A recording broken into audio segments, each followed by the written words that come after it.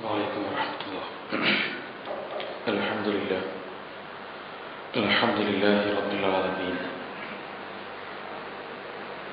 اللهم صل على محمد وعلى آل محمد كما صليت على إبراهيم وعلى آل إبراهيم. اللهم بارك على محمد وعلى آل محمد كما باركت على إبراهيم وعلى آل إبراهيم إنك حميد مجيد. أما بعد فإن خير الحديث كتاب الله وخير الهدي هدي محمد صلى الله عليه وسلم وشر الأمور محدثاتها وكل محدثة بدعة وكل بدعة ضلالة. أعوذ بالله من الشيطان الرجيم. بسم الله الرحمن الرحيم. كتاب أنزلناه إليك مبارك ليدبروا آياته وليتذكروا أولو الألباب. സ്നേഹമുള്ള സഹോദരങ്ങളെ, സഹോദരിമാരെ, റബ്ബ് സുബ്ഹാനഹു വ തആലയുടെ നിയമനിർദ്ദേശങ്ങൾ ജീവിതത്തിൽ പാലിക്കുകയും ഈമാനുള്ളവരായി മരിച്ചു പോകാൻ ശ്രദ്ധിക്കുകയും ചെയ്യണമെന്ന് ഉണർത്തുകയാണ്. അല്ലാഹു അവന്റെ ഇഷ്ടദാസന്മാരിൽ നമ്മെ ഉൾപ്പെടുത്തുകയും നോമ്പുകാരെന്ന നിലയ്ക്ക് റയ്യാൻ എന്ന കവാടത്തിലൂടെ സ്വർഗത്തിൽ പ്രവേശിക്കാനുള്ള അനുഗ്രഹം നൽകുകയും ചെയ്യുമാറാകട്ടെ. വിശുദ്ധ ഖുർആൻ പഠിതാവിന്റെ മുമ്പിൽ എന്ന വിഷയത്തെക്കുറിച്ചാണ് സംസാരിക്കേണ്ടത്.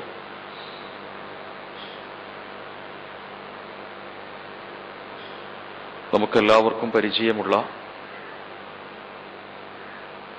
ഒരു കാര്യം തന്നെയാണ് നിങ്ങളുടെ മുമ്പാകെ ഉണർത്തേണ്ടത്. ഈ വിശുദ്ധ ഖുർആൻ നമ്മുടെ ജീവിതത്തിൽ എങ്ങനെ ബന്ധപ്പെടുന്നു എന്നതും നാം ഖുർആനിനോട് എങ്ങനെ ഇടപഴകുന്നു എന്നതുമാണ് എന്റെ വിഷയത്തിൽ പ്രധാനമായും ഉദ്ദേശിക്കുന്നത്.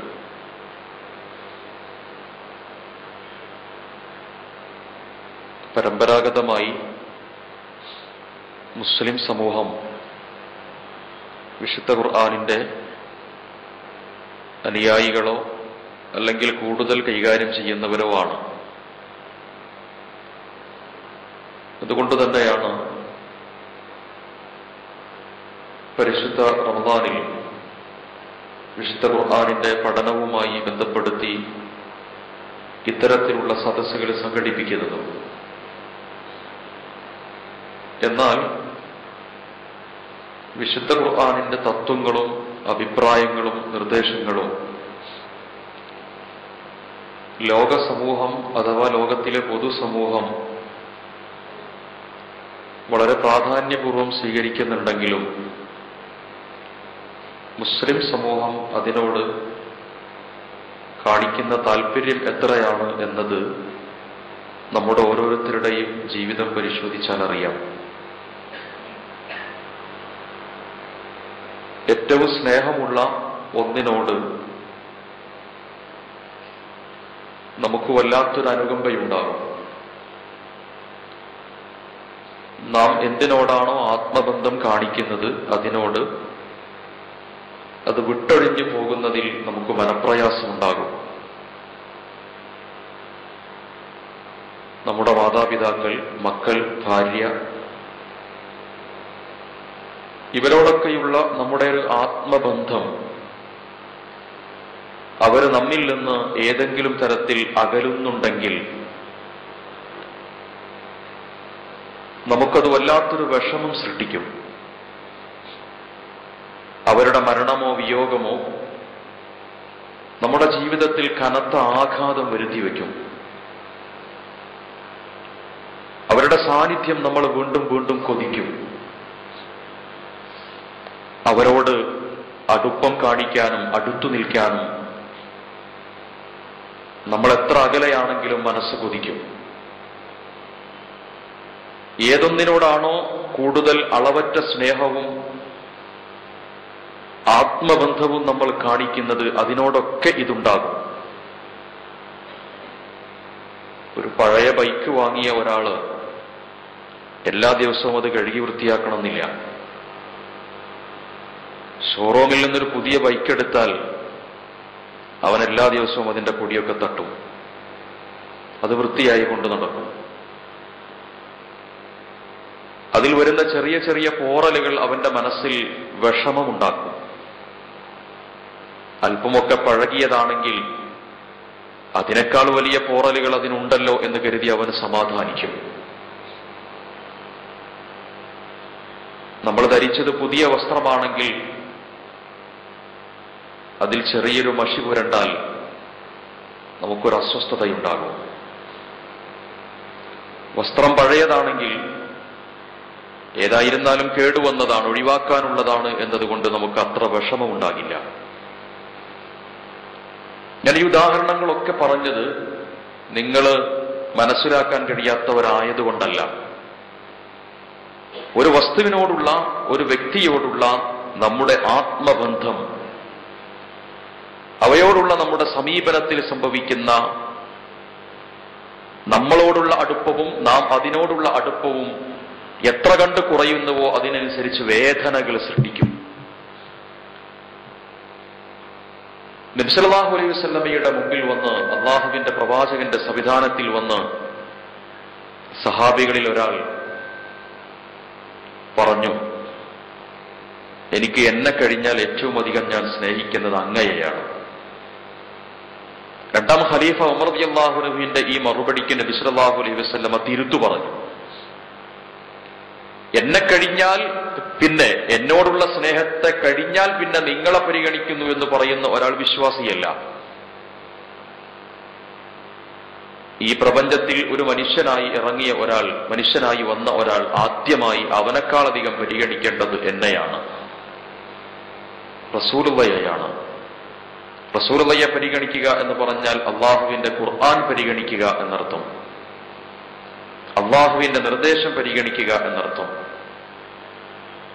അതുകൊണ്ട് അത്രമേൽ താല്പര്യത്തോടെയാണ്, അത്രമേൽ ഗൗരവത്തോടെയാണ് ഖുർആനുമായുള്ള ആത്മബന്ധത്തെ അള്ളാഹുവിന്റെ പ്രവാചകൻ എടുത്തു പറഞ്ഞത്.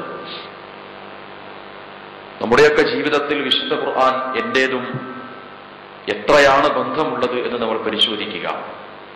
ആർക്കെങ്കിലും ഉറക്കം വരുന്നുണ്ടെങ്കിൽ എന്നെ നിങ്ങൾ ബഹുമാനിക്കേണ്ടതില്ല, അള്ളാഹുവിന്റെ ഖുർആനിനെ ബഹുമാനിച്ച് നിങ്ങൾ ഉറക്കം ഒഴിവാക്കാൻ ശ്രദ്ധിക്കുക. എന്നിട്ടും പിടുത്തം കിട്ടുന്നില്ലെങ്കിൽ ദയവായി ഉറക്കത്തിലേക്ക് പോവുക, മനസ്സിൽ നിന്ന് നെയ്യത്തൊഴിവാക്കുക, ഞാൻ ഖുർആനിന്റെ സദസ്സിലല്ല എന്ന് തീരുമാനിക്കുക. കാരണം അത് ശിക്ഷാർഹമാണ്, അത് ശിക്ഷാർഹമാണ്, തിന്മയാണ്. എന്നെ ബഹുമാനിക്കേണ്ടതില്ല, ഞങ്ങളെപ്പോലുള്ളവരെയും ബഹുമാനിക്കേണ്ടതില്ല, നമ്മളെയും ബഹുമാനിക്കേണ്ടതില്ല. അള്ളാഹുവിന്റെ ഖുർആനിനോടുള്ള അലസ മനോഭാവം, മനസ്സുറങ്ങും കണ്ണുറങ്ങും, ഇത് ശിക്ഷാർഹമായ കാര്യമാണ്. ഞാൻ പറഞ്ഞത്, നമ്മുടെ മനസ്സിലുണ്ടാകുന്ന വിശുദ്ധ ഖുർആനോടുള്ള ആത്മബന്ധം ഒരു പഠിതാവ് എന്ന നിലയ്ക്ക്, ഒരു അനുയായി എന്ന നിലയ്ക്ക് എത്രത്തോളം ഉണ്ട് എന്ന് പരിശോധിക്കണം. ഖുർആനിലെ 3 പദങ്ങൾ, സാമാന്യം വിശദീകരണം ആവശ്യമുള്ള 3 പദങ്ങൾ ഒരു പഠിതാവിന്റെ മുമ്പിൽ വിശകലനം ചെയ്യുക എന്നതാണ് എന്റെ ഈ സംസാരം കൊണ്ട് ഞാൻ ഉദ്ദേശിക്കുന്നത്. ഒന്ന്, നാം ഖുർആനിനോട് സ്വീകരിക്കേണ്ട ബാധ്യത എന്താണ്? നാം ഖുർആനിനോട് സ്വീകരിക്കുന്ന കടപ്പാട് എന്താണ്? ഈ ഭാഗം വിശദീകരിക്കുന്നത് നബി സല്ലല്ലാഹു അലൈഹി വസല്ലമയുടെ ഒരു ഹദീസിൽ നമുക്ക് കാണാൻ കഴിയും. നമ്മൾ എന്തിനാണ് ഈ ദുനിയാവിൽ ജീവിക്കുന്നത്?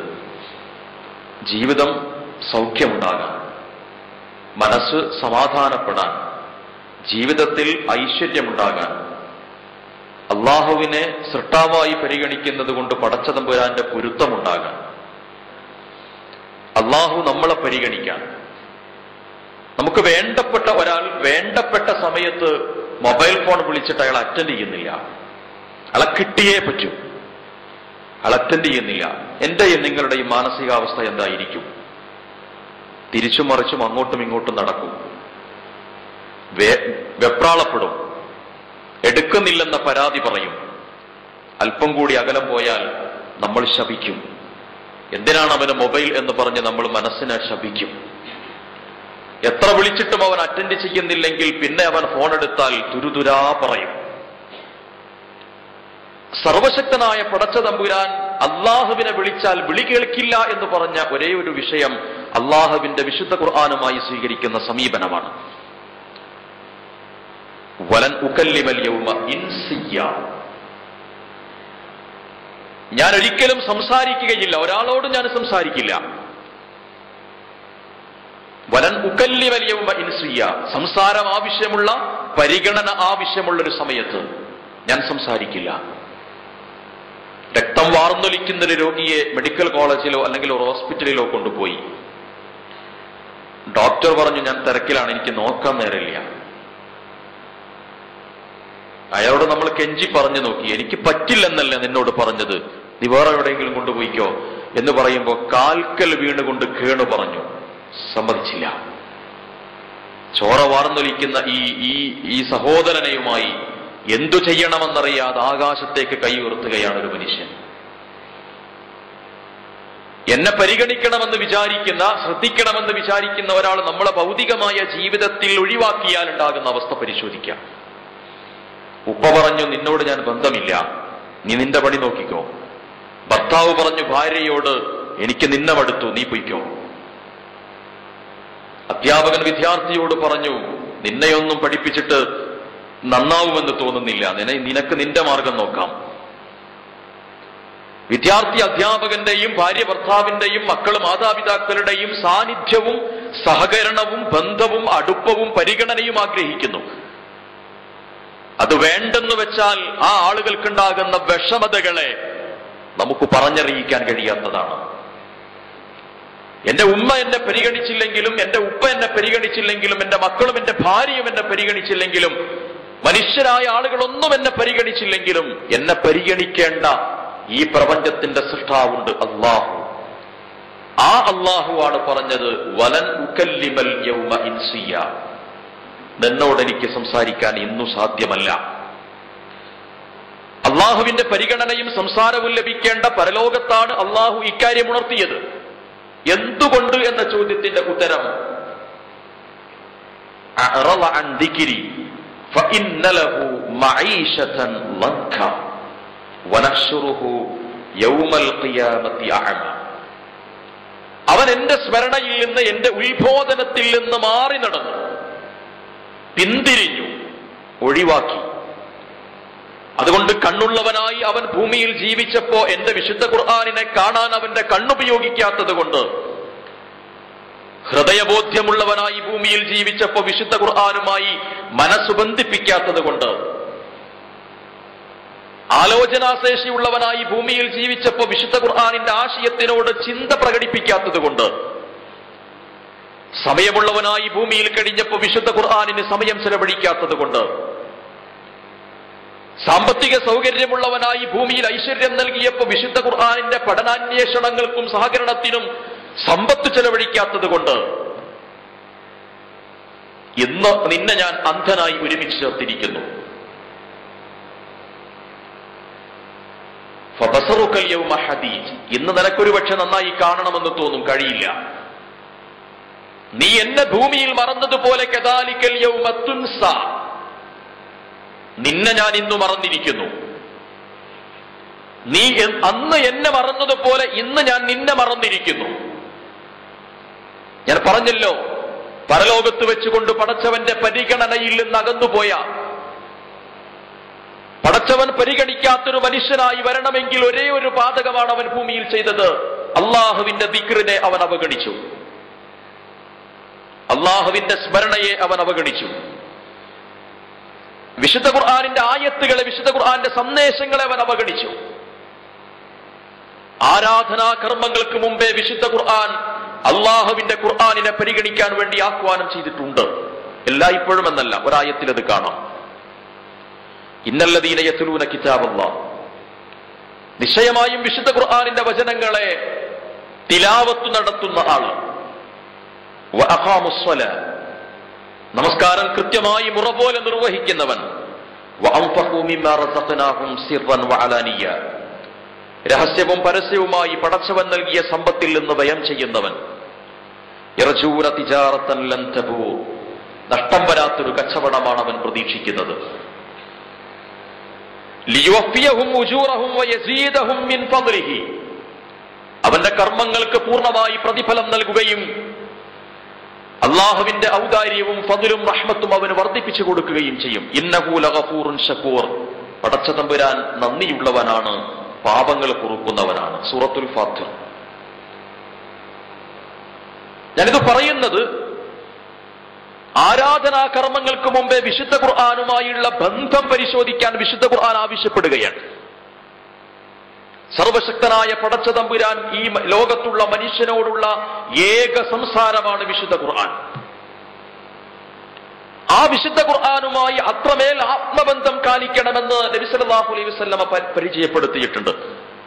പക്ഷേ ലോകം വിശുദ്ധ ഖുർആനുമായി ബന്ധം സ്ഥാപിക്കാനും ആലോചിക്കാനും ഒക്കെ ശ്രമിച്ചുകൊണ്ടിരിക്കുന്ന സമയത്ത് വിശുദ്ധ ഖുർആനിന്റെ വിഷയത്തിൽ നിന്ന് നമ്മൾ മെല്ലെ മെല്ലെ അകന്നു പോവുകയാണോ എന്ന് സംശയം തോന്നുകയാണ്.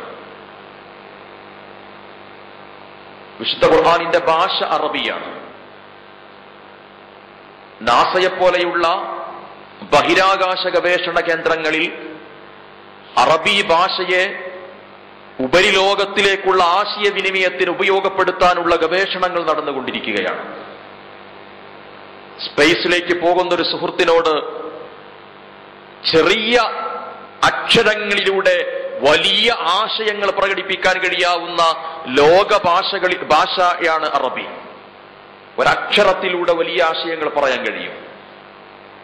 അതുകൊണ്ട് തന്നെ ആശയവിനിമയം അത്രമേൽ സാമ്പത്തിക ഗൗരവമുള്ള ഒരു വിഷയമായതുകൊണ്ട് അറബി ഭാഷയുടെ സാധ്യതകളെ ബഹിരാകാശ പര്യവേഷണത്തിന്റെ ആശയവിനിമയത്തിന്റെ സാധ്യതയായി ഉപയോഗപ്പെടുത്താൻ വേണ്ടി ചിന്തിക്കുകയാണ് ലോകത്തിന്റെ പൊതുസമൂഹം.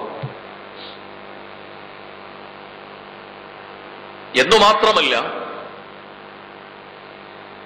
ആധുനികമായ മാർക്കറ്റിംഗ് രംഗത്ത് വിശുദ്ധ ഖുർആൻ മുന്നിൽ വെച്ചിട്ടുള്ള ഒരു ഉൽപ്പന്നത്തെ സ്വീകരിക്കാനുള്ള ചില അടിസ്ഥാന വസ്തുതകളെ മാർക്കറ്റിംഗ് രംഗത്ത് ആധുനിക മാർക്കറ്റിംഗ് സയൻസ് ഉപയോഗപ്പെടുത്തിക്കൊണ്ടിരിക്കുകയാണ്.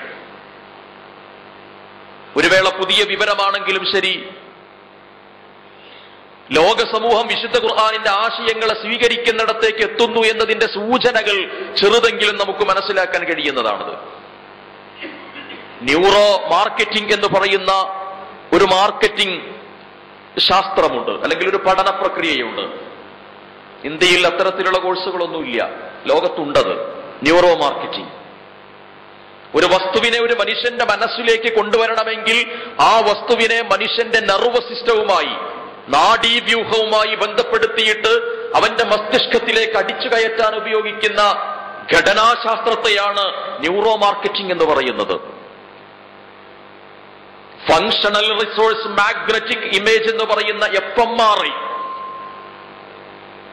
ഓരോ വസ്തുവിന്റെയും FMRI തയ്യാറാക്കിയിട്ട് ആ വസ്തുവിനെ എങ്ങനെ ഒരു മനുഷ്യന്റെ മസ്തിഷ്കത്തിലേക്ക്, തലച്ചോറിലേക്ക് അടിച്ചു കയറ്റാമെന്നതിനെ സംബന്ധിച്ചുള്ള സിദ്ധാന്തമാണ്, ശാസ്ത്രപഠനമാണ് യഥാർത്ഥത്തിൽ ന്യൂറോ മാർക്കറ്റിംഗ്.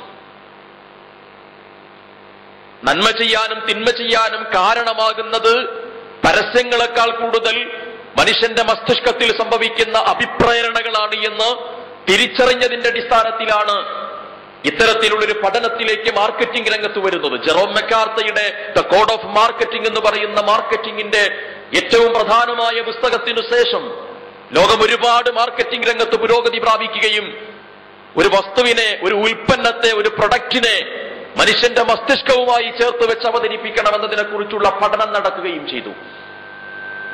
ഞാനത് പറയുന്നത് ലോക സമൂഹം വിശുദ്ധ ഖുർആനിലേക്ക് അടുത്തുകൊണ്ടിരിക്കുന്നു എന്നതിന്റെ ചില സൂചനകൾ പറയാനാണ്. അവർ വിശുദ്ധ ഖുർആൻ പഠിച്ചത് കൊണ്ടൊന്നുമല്ല യഥാർത്ഥത്തിൽ അങ്ങനെ സംഭവിക്കുന്നത്. പക്ഷെ വിശുദ്ധ ഖുർആനിന്റെ നിലനിൽക്കുന്ന യാഥാർത്ഥ്യത്തെ അവർക്ക് ബോധ്യമാവുകയാണ്. നാസ്രിയത്തിൻ കാദിബത്തിൻ ഖാത്തിഅ എന്ന് പറയുന്നൊരു പദമുണ്ട് വിശുദ്ധ ഖുർആനിൽ. ഞാൻ അവന്റെ കുടുംബക്ക് പിടിക്കും, ആ കുടുമ എന്ന് പറയുന്നത് നാസുയ എന്ന് പറയുന്നത് നാസുയത്തിൻ കാദിബത്തിൻ ഖാത്തിഅ എന്നാ ഖുർആൻ ഉപയോഗിച്ചത്. തെറ്റു ചെയ്യുന്ന കുടുമ, കളവ് പറയുന്ന കുടുമ. മനുഷ്യന്റെ കുടുമയാണോ തെറ്റു ചെയ്യാറുള്ളത്, കളവ് ചെയ്യാറുള്ളത്? അല്ല. മനുഷ്യന്റെ ബ്രെയിനിന്റെ രണ്ടു ഭാഗമുണ്ട്, ഇടതു വലതു ബ്രെയിനുകൾ.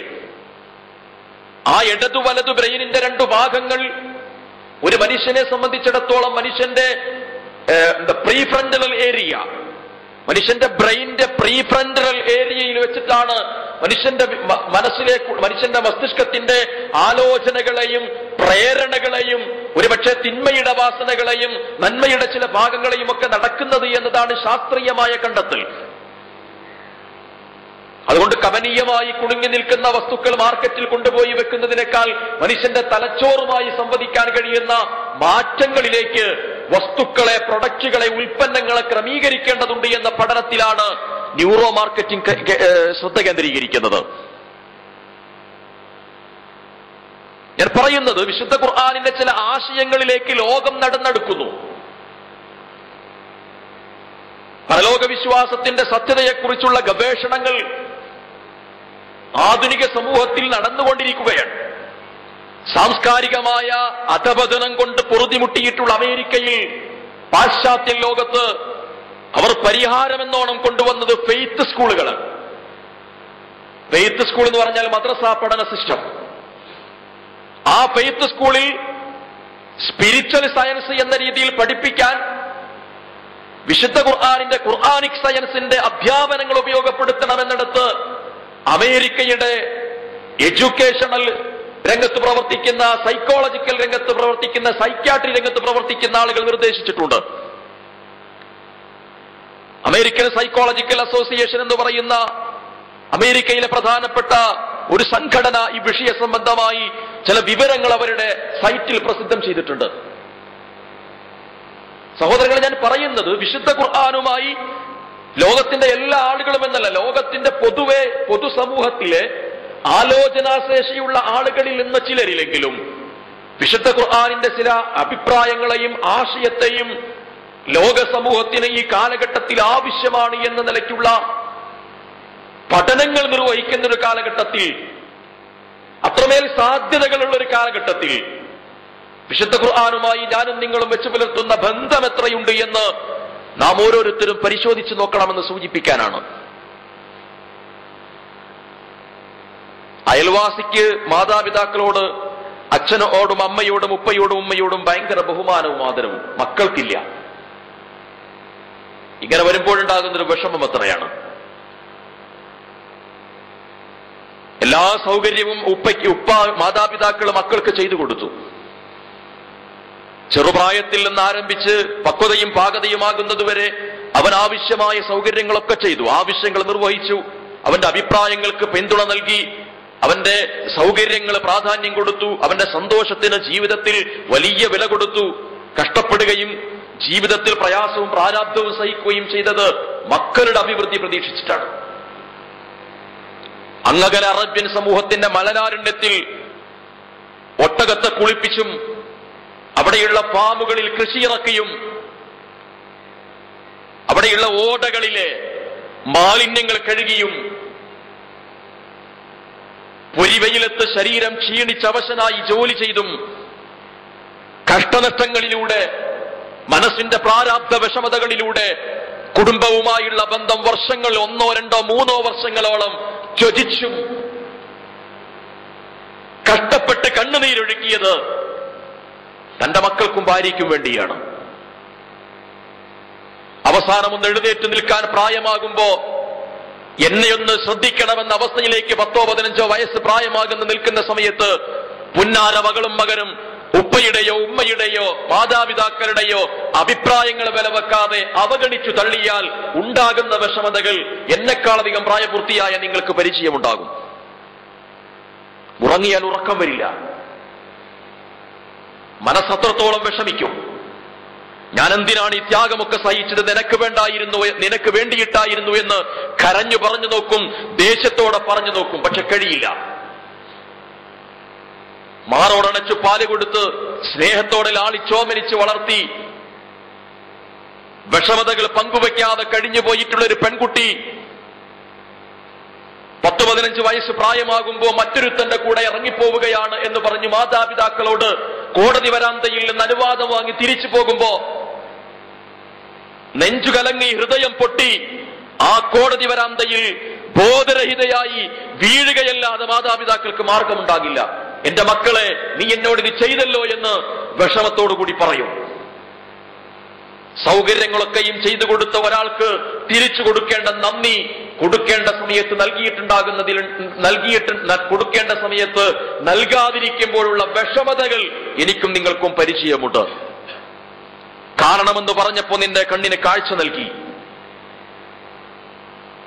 ഊർജം ലഭിക്കണമെന്ന് പറഞ്ഞപ്പോ നീ ഭക്ഷണം കഴിച്ചു നിന്റെ ശരീരത്തിന്റെ ഊർജ്ജഭാഗമാക്കി. ജോലി ചെയ്യണമെന്ന് മനസ്സ് വിചാരിച്ചപ്പോ നിന്റെ കൈ അതിനനുസരിച്ച് ക്രമീകരിച്ചു. നിന്റെ ശരീരത്തിന്റെ ഓരോ രക്തധമനികളിലും ആവശ്യമായ സുസജ്ജമായ സൗകര്യങ്ങൾ നൽകി ഊണിലും ഉറക്കത്തിലും നിന്നെ കാത്തു കരുതി വെച്ചവൻ ഞാനാണ്. നിന്റെ എല്ലാ ശ്വാസോച്ഛ്വാസങ്ങളിലും നിന്നെ പിന്തുടർന്നത് ഞാനാണ്. സർവാധിനാഥനായ പടച്ചതമ്പുരാൻ അത്രമേൽ അനുഗ്രഹങ്ങൾ നമുക്ക് പ്രദാനം ചെയ്ത് ആ സർവശക്തനായ പടച്ചതമ്പുരാൻ നമ്മളോട് പറഞ്ഞു, നീ ഒരു നന്ദി ചെയ്യണം എനിക്ക്. എന്റെ ഖുർആൻ എന്നെടുത്ത് വായിക്കണം, പഠിക്കണം. അങ്ങനെ ഒരു അഭിപ്രായം പറഞ്ഞപ്പോ എനിക്കും നിങ്ങൾക്കും ഇല്ലാത്ത തിരക്കില്ല.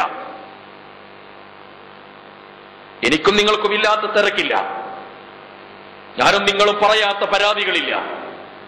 ഞാനും നിങ്ങളും ഇറക്കി വെക്കാത്ത ന്യായീകരണത്തിന്റെ വിഴുപ്പുപാണ്ഡങ്ങളില്ല. അപകടകരമായ മൗനം ദീക്ഷിച്ച് സർവശക്തനായ പടച്ചതമ്പുരാൻ ജീവിതത്തിൽ കനിഞ്ഞിറങ്ങിയിട്ടുള്ള അനുഗ്രഹങ്ങളോട് വിശുദ്ധ ഖുർആനിന്റെ പഠനമാകുന്ന നന്ദി ചെയ്യുക എന്ന് പറയുന്നിടത്ത് എന്റെയും നിങ്ങളുടെയും താല്പര്യം എവിടെയാണ് നിൽക്കുന്നത് എന്ന് ഗൗരവത്തിൽ നമ്മൾ ആലോചിക്കണം. 15 വയസ്സ് പ്രായമാകുന്ന സമയത്ത് ഉപ്പയുടെയും ഉമ്മയുടെയും ശാസനാനിർദ്ദേശങ്ങളെ പരിഗണിക്കാതെ നമ്മിൽ നിന്ന് അകന്നു പോകുന്ന നമ്മുടെ മക്കളോട് മനസ്സു പതറിയ വിഷമതകളാണ് നമ്മുടെ നമുക്ക് പങ്കുവെക്കാനുള്ളത് എങ്കിൽ 60 വയസ്സുവരെ ഭൂമിയിൽ ജീവിക്കാൻ ഭാഗ്യം നൽകിയ ഒരു മനുഷ്യന് അള്ളാഹുവിന്റെ കലാമിനെ വായിക്കാനും പഠിക്കാനും തയ്യാറാകുന്നില്ലെങ്കിൽ ആ സൃഷ്ടാവായ പടച്ച തമ്പുരാൻ അവനോട് കാണിക്കേണ്ടത് എന്താണ് എന്നതിനെ കുറിച്ച് നമ്മൾ ചിന്തിക്കണം. ഞാൻ ആമുഖമായി ഇത് പറഞ്ഞത് വിശുദ്ധ ഖുർആനുമായി നാം കാണിക്കേണ്ട ആത്മബന്ധം എത്രയാണ് എന്ന് ബോധ്യപ്പെടുത്താനാണ്. മഹാനായ പ്രവാചകൻ പരലോകത്ത് മുസ്ലിം സമൂഹത്തെ നോക്കിയിട്ട് പറഞ്ഞു, മുസ്ലിം സമൂഹത്തിൽ അംഗങ്ങൾക്ക് സംഭവിച്ചു പോയ പ്രയാസങ്ങളുടെയും പ്രശ്നങ്ങളുടെയും കാരണം അവർ വിശുദ്ധ ഖുർആനിനെ ഹജറാക്കി എന്നതാണ്. ഇന്ന ഖൗമി ഇത്തഖദു ഹാദൽ ഖുർആന മഹ്ജൂറ, നിശ്ചയം എന്റെ ഖൗമ്, എന്റെ ജനത ഹാദൽ ഖുർആന മഹ്ജൂറ, ഈ വിശുദ്ധ ഖുർആനിനെ മഹ്ജൂറ. മഹ്ജൂറ എന്ന് പറഞ്ഞാൽ അവഗണിച്ചു എന്നതാണ് നമ്മൾ അർത്ഥം പറയാറുള്ളത്. അതിന്റെ ആശയം ഒന്നുകൂടി വിശാലമാണ്. നിങ്ങൾക്ക് തോന്നുന്നുണ്ടോ ആരെങ്കിലും ഖുർആൻ അവഗണിക്കുന്നു? ഞാൻ പറയുന്ന സമയത്ത്, വിശുദ്ധ ഖുർആനിന്റെ കാര്യങ്ങളൊക്കെ പറയുന്ന സമയത്ത് നമ്മൾ ഖുർആനിനെ അവഗണിക്കുന്നു, ഒഴിവാക്കുന്നു, എന്ത് ഖുർആൻ എന്ന് പറയുന്നു നമുക്ക് തോന്നുന്നുണ്ടോ? ഇല്ല, അങ്ങനെ സംഭവിക്കില്ല. ഒരു കള്ള് ഷാപ്പിന്റെ, ഒരു ബീവറേജ് കോർപ്പറേഷന്റെ മുന്നിൽ പോയിട്ട് ഒരു വിശുദ്ധ ഖുർആനിന്റെ ഒരു പ്രതി എടുത്തിട്ട് എന്ത് ഖുർആനിടോ എന്ന് പറഞ്ഞിങ്ങനെ കീറി നോക്കൂ. കള്ള് കുടിക്കാൻ വേണ്ടി ക്യൂ നിൽക്കുന്ന ആള് വന്നിട്ട് മുഖത്തടിക്കും. ആരാണ് എന്റെ ഖുർആനിനെ അവഗണിക്കാന്ന് ചോദിക്കും. മുസ്ലിം സമൂഹത്തിന് അങ്ങനെ ഒരു ബന്ധമുണ്ട്. അവൻ അതിന് അത്രമേൽ പവിത്രതയോടെ കാണുന്നു, അങ്ങനെ അവഗണിച്ച് തള്ളില്ല. പക്ഷെ ഖുർആൻ ഇവിടെ ഉപയോഗിച്ചത് പരലോകത്ത് വെച്ചുകൊണ്ട് മുസ്ലിങ്ങൾ, നബി സല്ലല്ലാഹു അലൈഹി വസല്ലം മുസ്ലിങ്ങളെ കുറിച്ച് പറഞ്ഞത് എന്റെ ഖുർആനിനെ അവർ അവഗണിച്ചു തള്ളുന്നതാണ്. എന്താണ് അതിന്റെ അർത്ഥം? എന്താണ് അതിന്റെ അർത്ഥം? നമ്മുടെയൊക്കെ വീടുകളിൽ പെരുന്നാക്ക് വാങ്ങുന്ന ഡ്രസ്സിനോടുള്ള സ്നേഹബഹുമാനത്തോളം വിശുദ്ധ ഖുർആനിനോടുള്ള സ്നേഹബഹുമാനമുണ്ടോ എന്ന് പരിശോധിച്ചാൽ മതി. എന്റെ വണ്ടിയുടെ, എന്റെ കാറിന്റെ, എന്റെ ബൈക്കിന്റെ ചാവി എവിടെയാണ് വെച്ചത് എന്ന് എനിക്ക് കൃത്യമായി ഓർമ്മ ഉണ്ടാകും. വിശുദ്ധ ഖുർആന്റെ പരിഭാഷ എവിടെയാണ് വെച്ചത് എന്ന് ഒരുപക്ഷെ എനിക്കോ നിങ്ങൾക്കോ ഓർമ്മ ഉണ്ടെന്ന് നമ്മളൊന്ന് ചോദിച്ചാൽ മതി. ഒരുപക്ഷെ വെക്കുന്നത് എടുക്കാത്തത് കൊണ്ട് ഒരുപക്ഷെ സെൽഫിൽ ഭദ്രമായിരിക്കും. ഒരു പുതിയ ഒരു കാര്യം പുറത്തു വന്നാൽ അത് കാണാനും കേൾക്കാനുമുള്ള താല്പര്യം പോലെ, ജിജ്ഞാസ പോലെ അള്ളാഹുവിന്റെ ഖുർആനിനോടുള്ള ജിജ്ഞാസ എത്രയെന്ന് നമ്മൾ ഓരോരുത്തരും പരിശോധിക്കണം. ഇന്ന ഖൗമി ഇത്തഖദു ഹാദൽ ഖുർആന മഹ്ജൂറ, തള്ളിക്കളഞ്ഞവർ ഖുർആനിനെ എന്നാണ് പരലോകത്ത് പടച്ചവന്റെ മുമ്പിൽ റസൂലുള്ളാഹിയുടെ പരാതി. ഖുർആൻ ഈ പദം ഹജറ എന്ന് പറയുന്ന ഈ പദം വിശുദ്ധ ഖുർആൻ മറ്റൊരു സ്ഥലത്ത് ഉപയോഗിച്ചിട്ടുണ്ട്. ഭാര്യ ഭർത്താക്കന്മാർക്കിടയിൽ സ്വരച്ചേർച്ചയില്ലാതെ വന്നു. അവളെ ഗുണ ഉപദേശങ്ങളിലൂടെ നീ നന്നാക്കിയെടുക്കണമെന്ന് ആദ്യം പറഞ്ഞു. അതിന് സാധ്യമല്ലാതെ വരുന്നൊരു സന്ദർഭത്തിൽ നീ ചെയ്യേണ്ടത്, നീ അവളെ കിടപ്പറയിൽ ബന്ധം വെടിയണം എന്ന് നബി സല്ലല്ലാഹു അലൈഹി വസല്ലം ഖുർആനിലൂടെ പരിചയപ്പെടുത്തി. തന്റെ സഹധർമ്മിണിയെ കിടപ്പറയിൽ വെടിയണമെന്ന് പറയുമ്പോ അവൾ അവളുടെ വീട്ടിൽ കൊണ്ടുപോയാക്കുക എന്നതല്ല, അല്ലെങ്കിൽ അവൻ അവളുടെ വീട്ടിൽ നിന്ന് ഇറങ്ങിപ്പോവുക എന്നതല്ല. മറിച്ച് നീയും അവളും ഒരുമിച്ച് നിന്റെ ജീവിതത്തിന്റെ സ്വപ്നങ്ങളെയും സന്തോഷങ്ങളെയും പങ്കുവച്ചിട്ടുള്ള നിങ്ങളുടെ കിടപ്പറയിൽ നിന്ന് നിങ്ങൾ ഇരുവശങ്ങളിലേക്കും മാറിക്കിടക്കണമെന്നാണ്. നിന്റെ അടുത്തു സമീപത്തു തന്നെയാണുള്ളത്, പക്ഷെ നീ അവരെ സ്പർശിക്കുന്നില്ല, സംസാരിക്കുന്നില്ല, ഇടപഴകുന്നില്ല, നല്ല വർത്തമാനങ്ങൾ പറയുന്നില്ല. നിന്റെ മനസ്സിൽ അവളോട് അറപ്പും വെറുപ്പും ഒക്കെയാണുള്ളത്. അടുക്കാനുള്ള എല്ലാവിധ അധികാരങ്ങളും, വിവാഹമോചനം സംഭവിച്ചിട്ടില്ല എന്നതുകൊണ്ട് തന്നെ എല്ലാവിധ അധികാരങ്ങളുമുള്ള നീ അവളോടുള്ള നിന്റെ ആത്മബന്ധത്തിൽ അകൽച്ച കാലിച്ചിരിക്കുന്നു. വിശുദ്ധ ഖുർആൻ പറഞ്ഞത് നീ അവളോടുള്ള നിന്റെ മാനസികമായ അടുപ്പത്തിൽ അകൽച്ച പാലിക്കണമെന്നാണ്. വഹ്ജുറുഹുന്ന ഫിൽ മളാജിഇ, നീ കിടപ്പറയിൽ അവളോടുള്ള ആത്മബന്ധത്തിൽ അകൽച്ച പാലിച്ചേക്കുക. അങ്ങനെയുള്ള അകൽച്ച പാലിച്ചുകൊണ്ട് കുറച്ചു കാലം നീ കഴിയുമ്പോ ഒരുപക്ഷെ അടുക്കാൻ ആഗ്രഹിക്കുന്ന മനസ്സുകൾ തമ്മിൽ അടുപ്പമുണ്ടായേക്കാം. രാവിലെ നീ കൊണ്ടുവന്ന ഭക്ഷണ പദാർത്ഥം കൊണ്ടുണ്ടാക്കി അവളുണ്ടാക്കിയ ഭക്ഷണം തന്നെയാണ് നീ കഴിച്ചത്. അവളുടെ നിർദ്ദേശം പരിഗണിച്ചിട്ടില്ലെങ്കിലും ശരി, നീ അവൾക്ക് ഉച്ചയ്ക്കുള്ള ഭക്ഷണത്തിന് ആവശ്യമായ മത്സ്യവും മാംസ്യവും വാങ്ങിക്കൊടുത്ത് ആ മത്സ്യവും മാംസ്യവും ഉപയോഗിച്ചുകൊണ്ട് അവൾ ഭക്ഷണ പദാർത്ഥം ഉണ്ടാക്കി നിന്റെ മുമ്പിൽ കൊണ്ടുവന്നു വെച്ചില്ല. ഒരുപക്ഷെ അടുക്കളയിൽ പോയി നീ എടുത്തു കഴിക്കുകയാണ് ചെയ്തത്. നിങ്ങൾ പരസ്പരം സംസാരിച്ചില്ല, ഇടപഴകിയില്ല, അടുത്തു വന്നില്ല, ഇടപഴകാൻ മനസ്സാഗ്രഹിച്ചില്ല. അങ്ങനെ ആത്മബന്ധമുണ്ടായിരുന്ന നിങ്ങൾ അകലങ്ങളിലേക്ക് മെല്ലെ മെല്ലെ ഒരു ശിക്ഷണ നടപടി എന്ന നിലയ്ക്കൊന്ന് മാറിക്കിടന്നേക്ക്. വഹ്ജുറുഹുന്ന ഫിൽ മളാജിഇ, വിശുദ്ധ ഖുർആൻ ഉപയോഗിച്ച പദമാണത്. ഇങ്ങനെയല്ലേ മുസ്ലിം സമൂഹത്തിന് അതേ പദം ഹജറ എന്ന പദം തന്നെയാണ് അള്ളാഹുവിന്റെ പ്രവാചകൻ പരലോകത്ത് പറഞ്ഞത്. മുസ്ലിങ്ങൾക്ക് ഖുർആനിനോടുള്ള ബഹുമാനമൊക്കെ ഉണ്ട്, മുസ്ലിങ്ങൾക്ക് ഖുർആനിനോട് ബഹുമാനമൊക്കെ ഉണ്ട്, പക്ഷെ ബന്ധമില്ല. അധികാരമുണ്ട് അവർക്ക് ഖുർആൻ സ്വീകരിക്കാൻ, പക്ഷെ ഉപയോഗപ്പെടുത്തുന്നില്ല. ആരും അവരെ എതിർക്കാൻ വന്നിട്ടില്ല. നീ എന്താണോ നിന്റെ ഭാര്യയോടൊപ്പം ഇങ്ങനെ നടക്കുന്നത്, നിങ്ങൾ തമ്മിലല്ലേ പടക്കാന്ന് പറഞ്ഞത്, പിന്നെന്താ അവളേറ്റ് ബൈക്കിന്റെ പിറകിൽ ഇങ്ങനെ പോണത് ഒക്കെ മാറിയോ? ആഹാ എന്നാരെങ്കിലും ചോദിക്കുവോ? ഈ പണക്കാന്ന് പറഞ്ഞതിന് ശേഷം പിന്നെ അവളെ പിന്നാലെ പിന്നെയും പോവാ എന്നാരെയും ചോദിക്കോ? ഇല്ല. നിനക്ക് ഖുർആനുമായി ബന്ധം സ്ഥാപിക്കാനുള്ള അധികാരമുണ്ടായിരിക്കെ നീ പിണങ്ങി തന്നെയാണ് ഇരിക്കുന്നത്. നിന്റെ മനസ്സടുക്കുന്നില്ല, നിന്റെ ഹൃദയം ബന്ധം സ്ഥാപിക്കുന്നില്ല, ആത്മബന്ധത്തിന് അകൽച്ച വന്നിരിക്കുന്നു. പരലോകത്ത് ഖുർആൻ ആവശ്യപ്പെട്ട ഖുർആൻ നബി സല്ലല്ലാഹു അലൈഹി വസല്ലമയുടെ സംസാരമായി പറഞ്ഞത് ഇന്ന ഖൗമി ഇത്തഖദു ഹാദൽ ഖുർആന മഹ്ജൂറ. സഹോദരങ്ങളെ, ഞാൻ സൂചിപ്പിക്കുന്നത് ഞാനും നിങ്ങളും തമ്മിലുള്ള വിശുദ്ധ ഖുർആനിന്റെ ആത്മബന്ധം എത്രയുണ്ട് എന്ന് പരിശോധിക്കാനാണ്. ഒരു പഠിതാവിന്റെ മുമ്പിൽ, വിശുദ്ധ ഖുർആനിന്റെ പഠന പ്രക്രിയയ്ക്ക് മുമ്പിൽ വിശുദ്ധ ഖുർആൻ വന്നു നിൽക്കുമ്പോ ആവർത്തിച്ചാവർത്തിച്ച് നമ്മളോട് ഖുർആൻ ചോദിച്ചു കൊണ്ടിരിക്കുന്നത് നീയും ഞാനും തമ്മിലുള്ള ബന്ധം എത്രയാണ്, നീയും ഞാനും തമ്മിലുള്ള ബന്ധം എത്രയാണ്. ഇതാണ് ഖുർആനിന്റെ ചോദ്യം. ആ ചോദ്യത്തിന് നമുക്ക് ഉത്തരം കാണാൻ കഴിയണം. അതിലൊരു ഭാഗം വിശുദ്ധ ഖുർആനിന്റെ പാരായണമാണ്. എന്താണ് വിശുദ്ധ ഖുർആനിന്റെ പാരായണം? ഞാൻ അവസാനിപ്പിക്കും, നേരത്തെ അവസാനിപ്പിക്കും. 3 കാര്യങ്ങൾ മാത്രമേ എനിക്ക് പറയാനുള്ളൂ.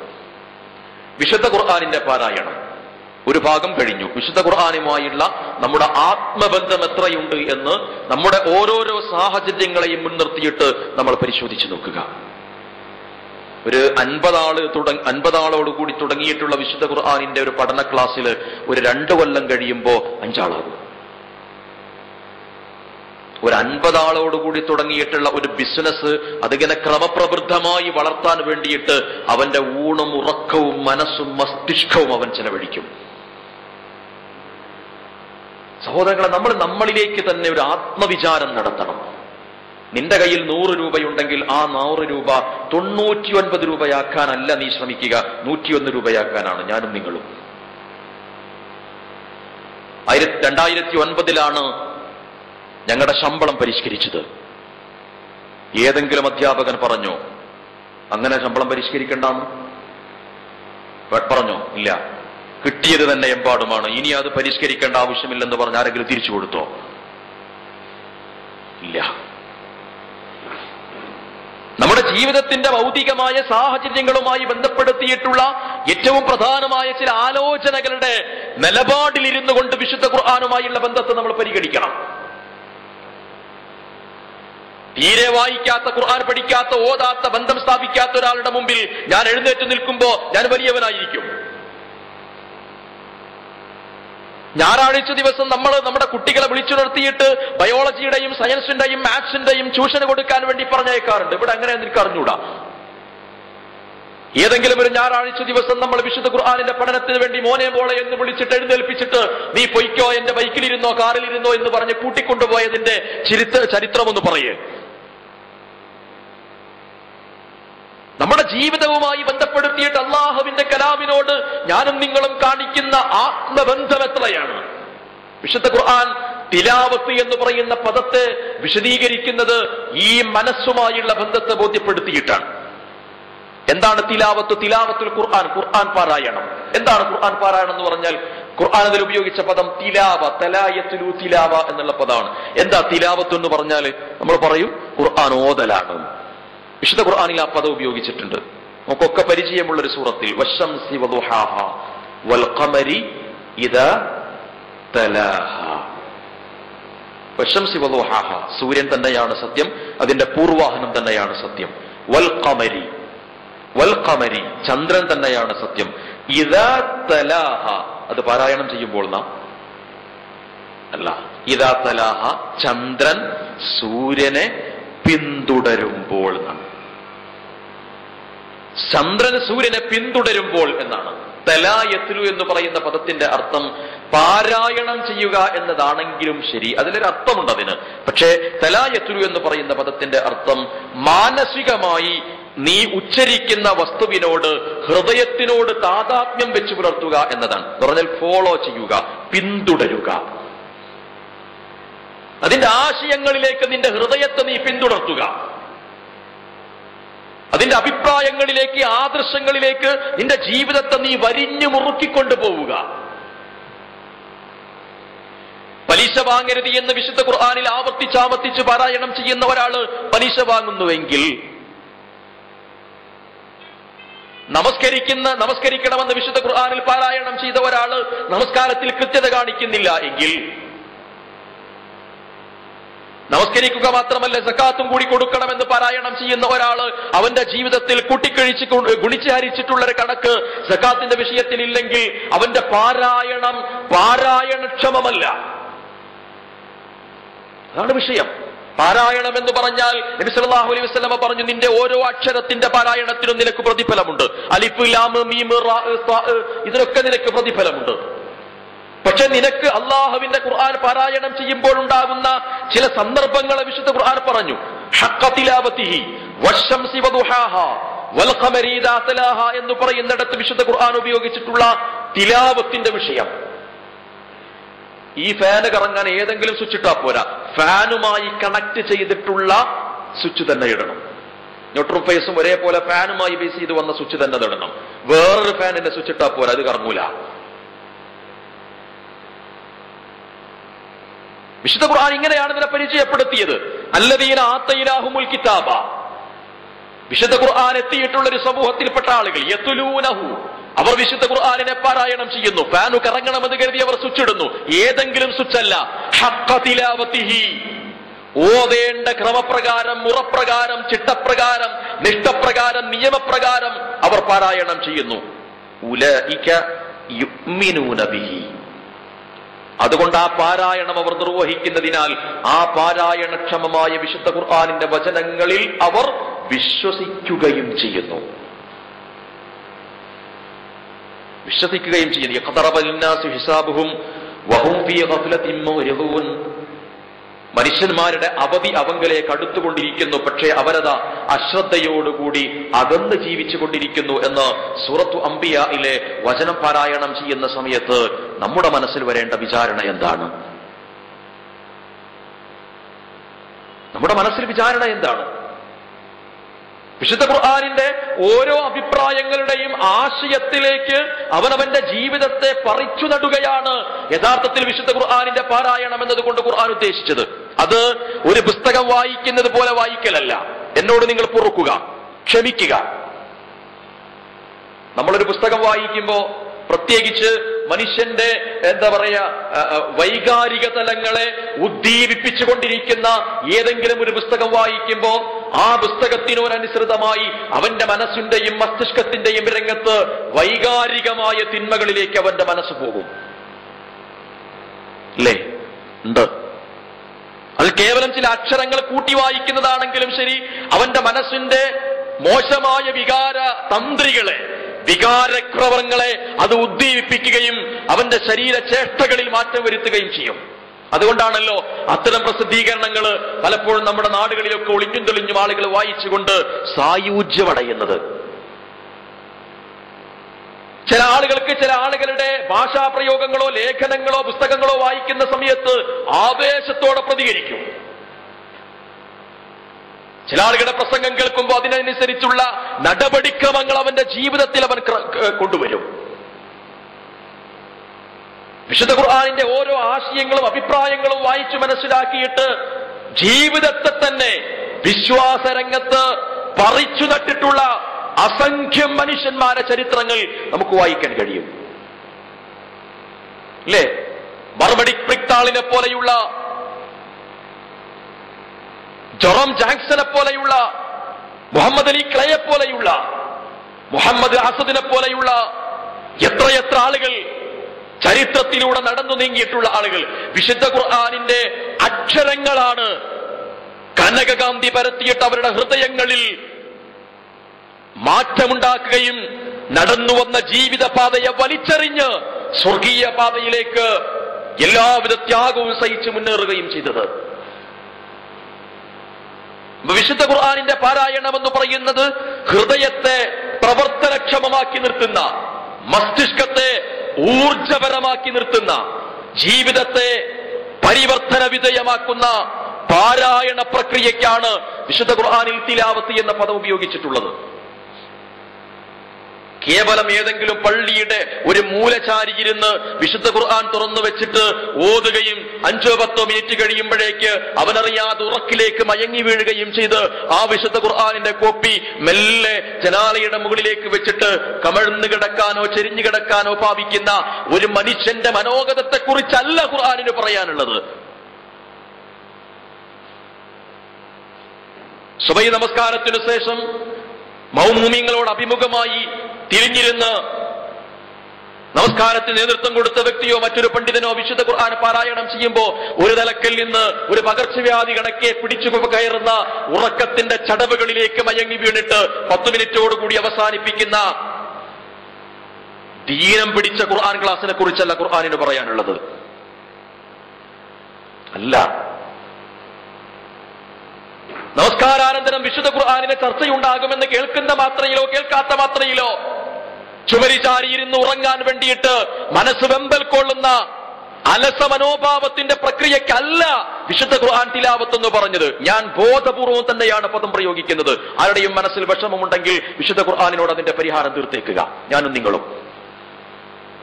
അല്ല, അങ്ങനെയല്ല. അതുകൊണ്ട് കാര്യമില്ല എന്ന് വിശുദ്ധ ഖുർആൻ പറഞ്ഞു. നിങ്ങൾ അങ്ങനെ പാരായണം ചെയ്താൽ അതിന് പ്രതിഫലമില്ലെന്ന് ഖുർആൻ പറഞ്ഞിട്ടില്ല. പക്ഷേ നിന്റെ ജീവിതത്തെ പരിവർത്തന വിധേയമാക്കാൻ കഴിയാവുന്ന, ഉലക്കാൻ കഴിയുന്ന, പിടിച്ചുലക്കുന്ന ഒരു സംവിധാനമായി വിശുദ്ധ ഖുർആനിന്റെ പാരായണം മാറണമെങ്കിൽ വിശുദ്ധ ഖുർആനിന്റെ അക്ഷരങ്ങളിൽ ഒളിഞ്ഞുകിടക്കുന്ന ആശയത്തെ നിന്റെ മനസ്സുമായി ബന്ധിപ്പിക്കാൻ നിനക്ക് കഴിയണം. അതൊരാവേശമായി അവന്റെ മനസ്സിലേക്ക് കടന്നു വരും. വിശുദ്ധ ഖുർആൻ പറഞ്ഞത് ഹഖ തിലാവത്തിഹി, യഥായോചിതം വിശുദ്ധ ഖുർആൻ അവൻ പാരായണം ചെയ്യണം എന്നതാണ്. ഒരൊറ്റ ഉദാഹരണം, വിശുദ്ധ ഖുർആനിന്റെ ആദ്യത്തെ വചനമായ അൽഹംദുലില്ലാഹി റബ്ബിൽ ആലമീൻ എന്ന് പാരായണം ചെയ്യുമ്പോൾ എന്റെയും നിങ്ങളുടെയും മനസ്സിലേക്ക് വരേണ്ട വികാരം എന്താണ്? പരിവർത്തനം എന്താണ്, ആലോചന എന്താണ്, ആശയവും ആദർശവും എന്താണ്? നമ്മളൊക്കെ അൽഹംദുലില്ലാഹി റബ്ബിൽ ആലമീൻ എന്നൊരു ദിവസം ഒരു 17 തവണ നിർബന്ധമായി പാരായണം ചെയ്യാറുണ്ട്, അല്ലേ? വിശുദ്ധ ഖുർആൻ തുറന്നാൽ അഊദു ബില്ലാഹി മിനശ് ശൈത്വാനിർ റജീം ബിസ്മില്ലാഹിർ റഹ്മാനിർ റഹീം അൽഹംദുലില്ലാഹി റബ്ബിൽ ആലമീൻ എന്ന് പറഞ്ഞിട്ട് നമ്മൾ ഓതണ സൂറത്ത് ഇങ്ങനെ മറിക്കല. ഓത്തൊരു ഭാഗത്ത് നടക്കുന്നുണ്ടാവും, നമ്മൾ വേറെ ഭാഗത്തും പോകുന്നുണ്ടാവും, ഖുർആൻ നമ്മളെ മുമ്പിലുണ്ടാകും. സുഹൃത്തെ, ഞാൻ വിമർശിക്കുകയല്ല. ഞാൻ എന്നോട് എന്റെ ജീവിതത്തിന്റെ നിഷ്ഠകളെയും നിലപാടുകളെയും മാറ്റാൻ നിനക്ക് സമയമായിട്ടുണ്ടോ എന്ന് ആവർത്തിച്ചാവർത്തിച്ച് ചോദിക്കുകയാണ്. അൽഹംദു എന്ന് പറയുന്ന പദം മനസ്സിലേക്ക് കയറണം. എന്താ അൽഹംദു എന്ന് പറഞ്ഞ പദത്തിന്റെ അർത്ഥം? സ്തുതി എന്നാണ്. സർവസ്തുതിയും സാക്ഷാൽ, ദ പ്രൈസ്, സാക്ഷാൽ പ്രകീർത്തനം, സാക്ഷാൽ സ്തുതി എന്നതാണ് അൽഹംദു എന്ന പദത്തിന്റെ അർത്ഥം. എപ്പോഴാണ് അൽഹംദു എന്നൊരാൾ പറയാ? നിങ്ങൾ പറയും, എപ്പോഴാണ് ഒരാൾ അൽഹംദു എന്ന് പറയേണ്ടത്? അയാൾക്ക് എന്തുണ്ടാകുമ്പോഴാണ് അയാൾ അൽഹംദുലില്ലാ എന്ന് പറയേണ്ടത്? എന്തുണ്ടാകുമ്പോഴാണ് പറയേണ്ടത്? ഉറക്കം വരുമ്പോഴാണ് പറയേണ്ടത്? അല്ല, ഉണർന്നിരിക്കുമ്പോൾ പറയേണ്ടതാണ്. ഉണർന്നിരിക്കുമ്പോൾ അയാളുടെ മാനസികാവസ്ഥ എന്താവണം? സന്തോഷമാകണം, തൃപ്തിയാകണം. ഉപ്പ മരിച്ചു എന്ന് കേട്ടാൽ അൽഹംദുലില്ലാ എന്ന് പറയാൻ പറഞ്ഞില്ല, സുബ്ഹാനല്ലാഹ് എന്നോ അല്ലെങ്കിൽ ഇന്നാ ലില്ലാഹി വ ഇന്നാ ഇലൈഹി റാജിഊൻ എന്ന് പറയാൻ പറഞ്ഞത്. വിഷമം ഉണ്ടാകുമ്പോൾ സുബ്ഹാനല്ലാഹ് എന്ന് പറയാൻ പറഞ്ഞു.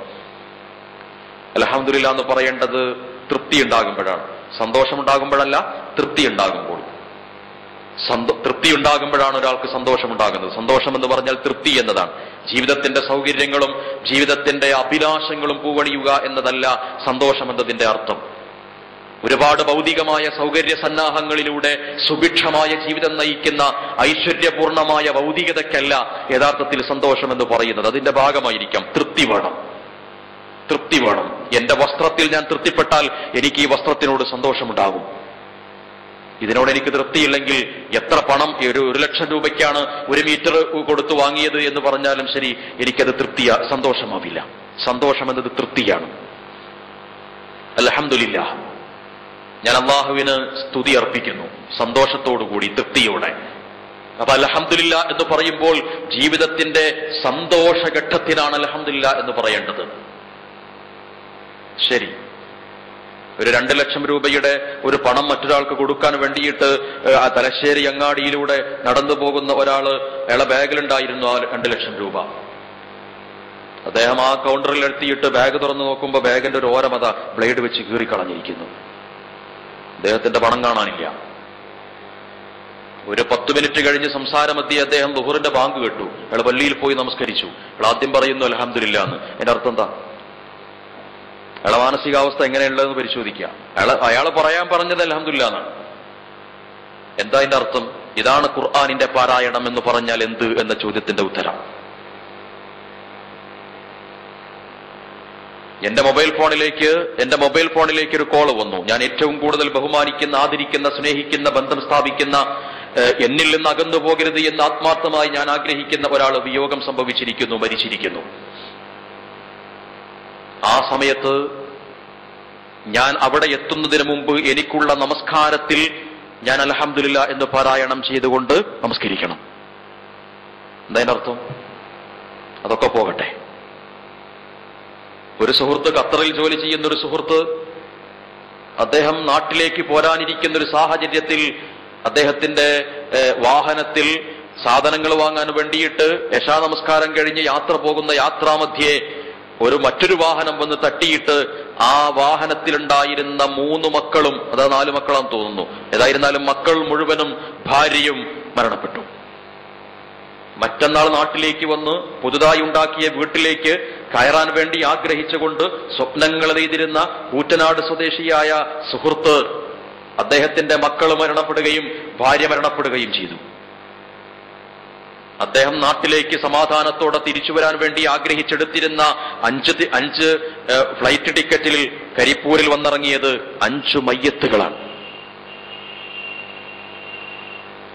കൂറ്റനാട് പള്ളിയിൽ നിരനിരയായി കിടത്തിയിട്ടുള്ള മയ്യത്തിന്റെ അടുക്കലിരുന്നിട്ട് ആ സുഹൃത്ത് സർവശക്തനായ പടച്ചതമ്പുരാനോട് പറഞ്ഞു, അല്ലാഹു അക്ബർ, അഊദു ബില്ലാഹി മിനശ് ശൈത്താനിർ റജീം ബിസ്മില്ലാഹിർ റഹ്മാനിർ റഹീം അൽഹംദുലില്ലാ. എന്താ അതിന്റെ അർത്ഥം? അയാൾ പറഞ്ഞ അൽഹംദുലില്ലാ എന്നല്ലേ? ആണോ അല്ലേ? ആണോ അല്ലേ? ആണ്. എന്താണ് അൽഹംദുലില്ലാ എന്നുള്ളതിന്റെ അർത്ഥം? എന്താണ് അദ്ദേഹത്തിന്റെ മനസ്സിലേക്ക് വരേണ്ടത്? എന്റെ ജീവിതത്തിന്റെ പ്രതീക്ഷകളും എന്റെ ജീവിതത്തിന്റെ സ്വപ്നങ്ങളുമായിരുന്ന എന്റെ പ്രിയപ്പെട്ട 3 മക്കളും എന്റെ ജീവിതത്തിന്റെ ഭാഗമായി മാറിയ എന്റെ പ്രിയതമയും എന്നെ വിട്ടു പിരിഞ്ഞു. അൽഹംദുലില്ലാ, അൽഹംദുലില്ലാ.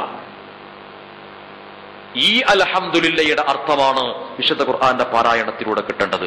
ഇത് ഏതെങ്കിലും ഒരു മൂലചാരി ഇരുന്ന് വിശുദ്ധ ഖുർആൻ മറിച്ചു വെച്ച് അൽഹംദുലില്ലാ എന്ന് പറഞ്ഞാൽ ഹൃദയത്തിലേക്ക് കയറൂല, കയറാൻ പാടില്ല, കയറാൻ കഴിയൂല.